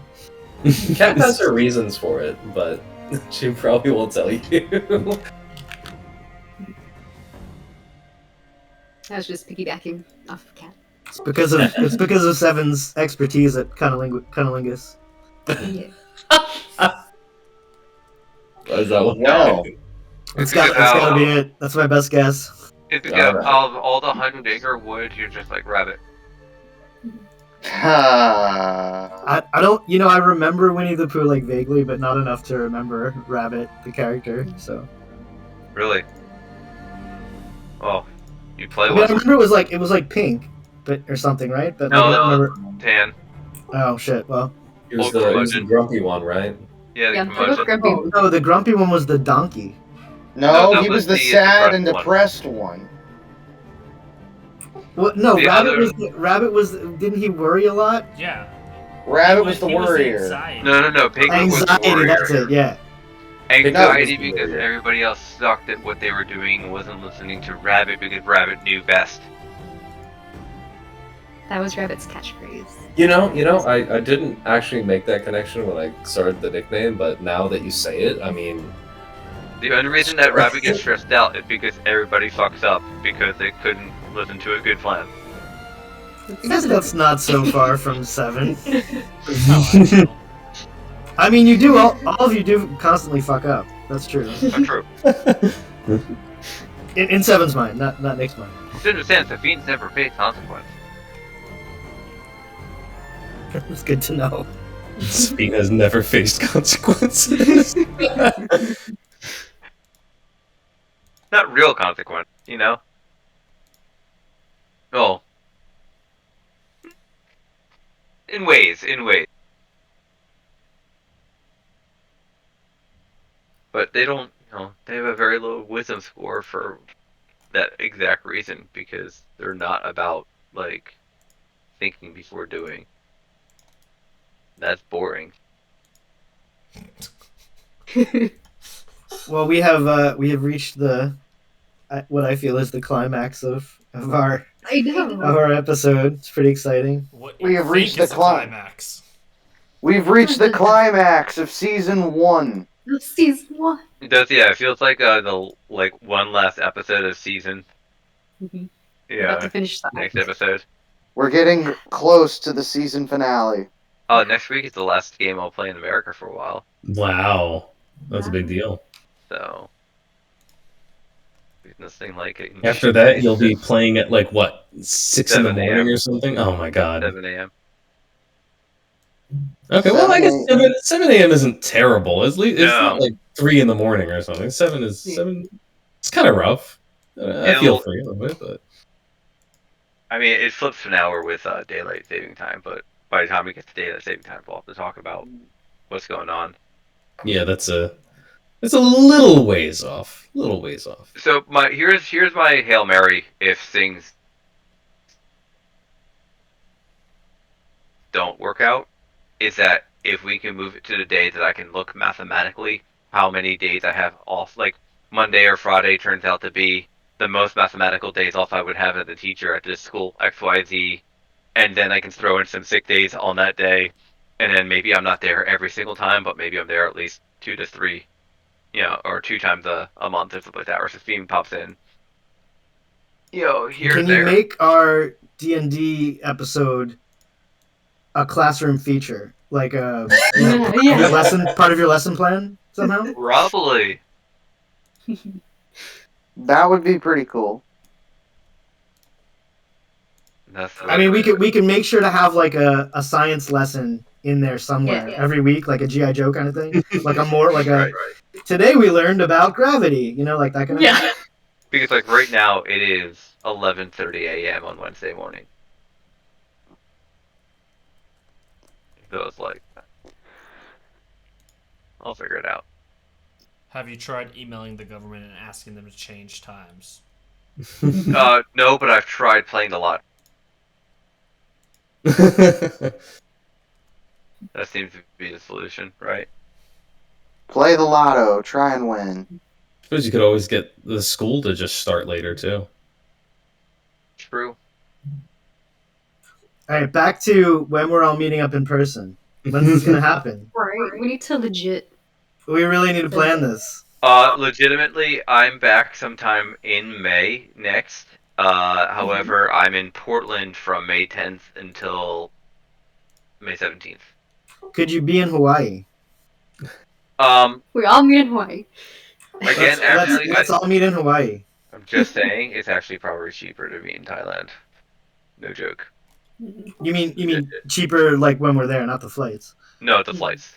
How much do you think? How much is the flight to Hawaii for you? Because I get JFK to Bangkok for like under 700 sometimes. I mean, from the West Coast, it's like 200, 300 bucks. Oh, that's it. Yeah, but I mean, I don't know if that's true for everywhere else that people are.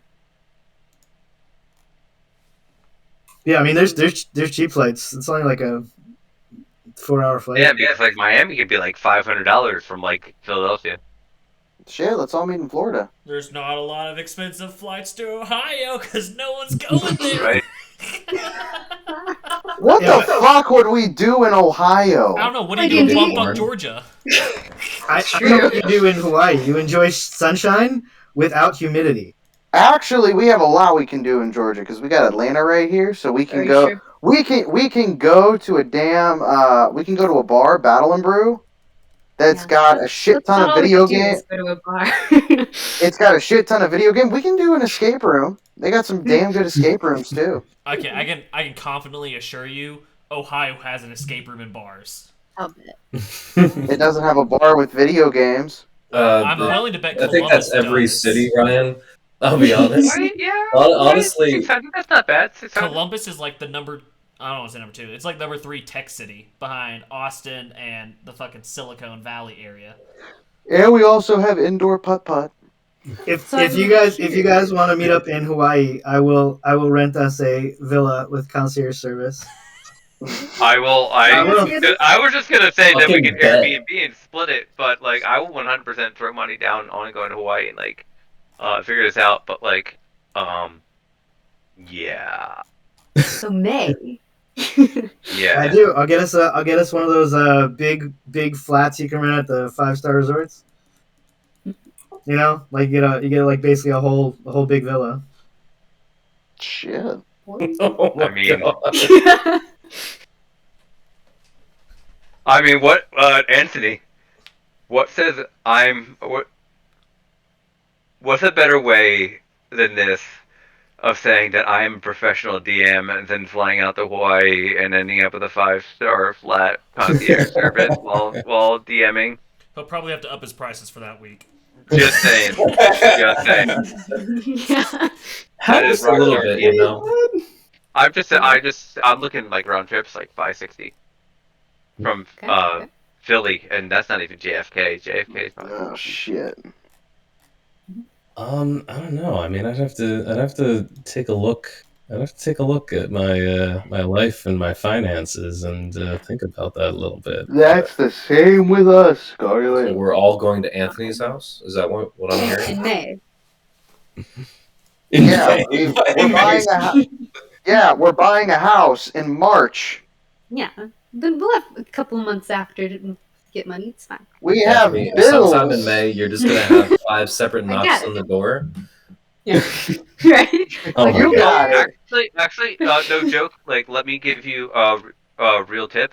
Go on the Nerd Wallet and check out which credit cards would give you the best. Barclays is up there. That if you spent like $3,000 within 4 months, and if you're looking at buying a house and buying all that stuff, you get massive points. You get like up to $600 right off the bat for flight for any travel. So that could be one of your tickets right there for shit you're gonna buy anyway. And just that's what I did. I was like, I got it right when I bought my house. I'm like, well, I gotta buy a. I went to Home Depot and I had like a $6,000 bill anyway for all the shit I was gonna do for the house. Got massive points and got a free round trip to Thailand. Okay. So just putting that out there for anybody if you're actually planning it, and you're like, I gotta do a bunch of big purchases because I'm moving back to Ohio or I'm moving to, wherever in Georgia. Smart. Well, I feel like we should just start by like if we really want to do this, we should just pick dates, and Yeah. then we can have a bunch of like proposals for what we're actually doing on those dates. Yep. Right? Like school ends in May, right? What's your last day, Ryan? Okay, so I have my last official day is May the 28th. However, I have 3 days of post planning after that, so I'm not officially off until May 28th is my last day. So I'm officially done with school for the year on June the 2nd.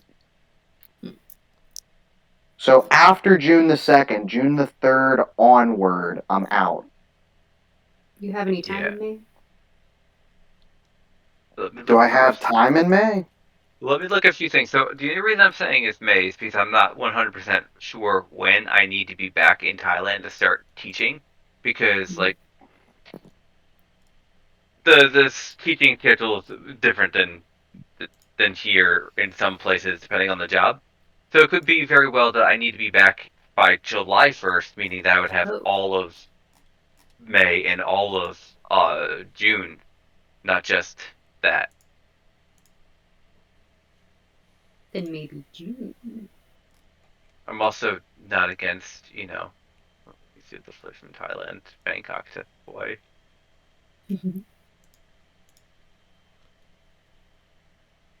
I mean, the only reason I'm against the international travel is just I don't know what the COVID situation is still going to be, and I don't want any complications to mess it up if we plan ahead.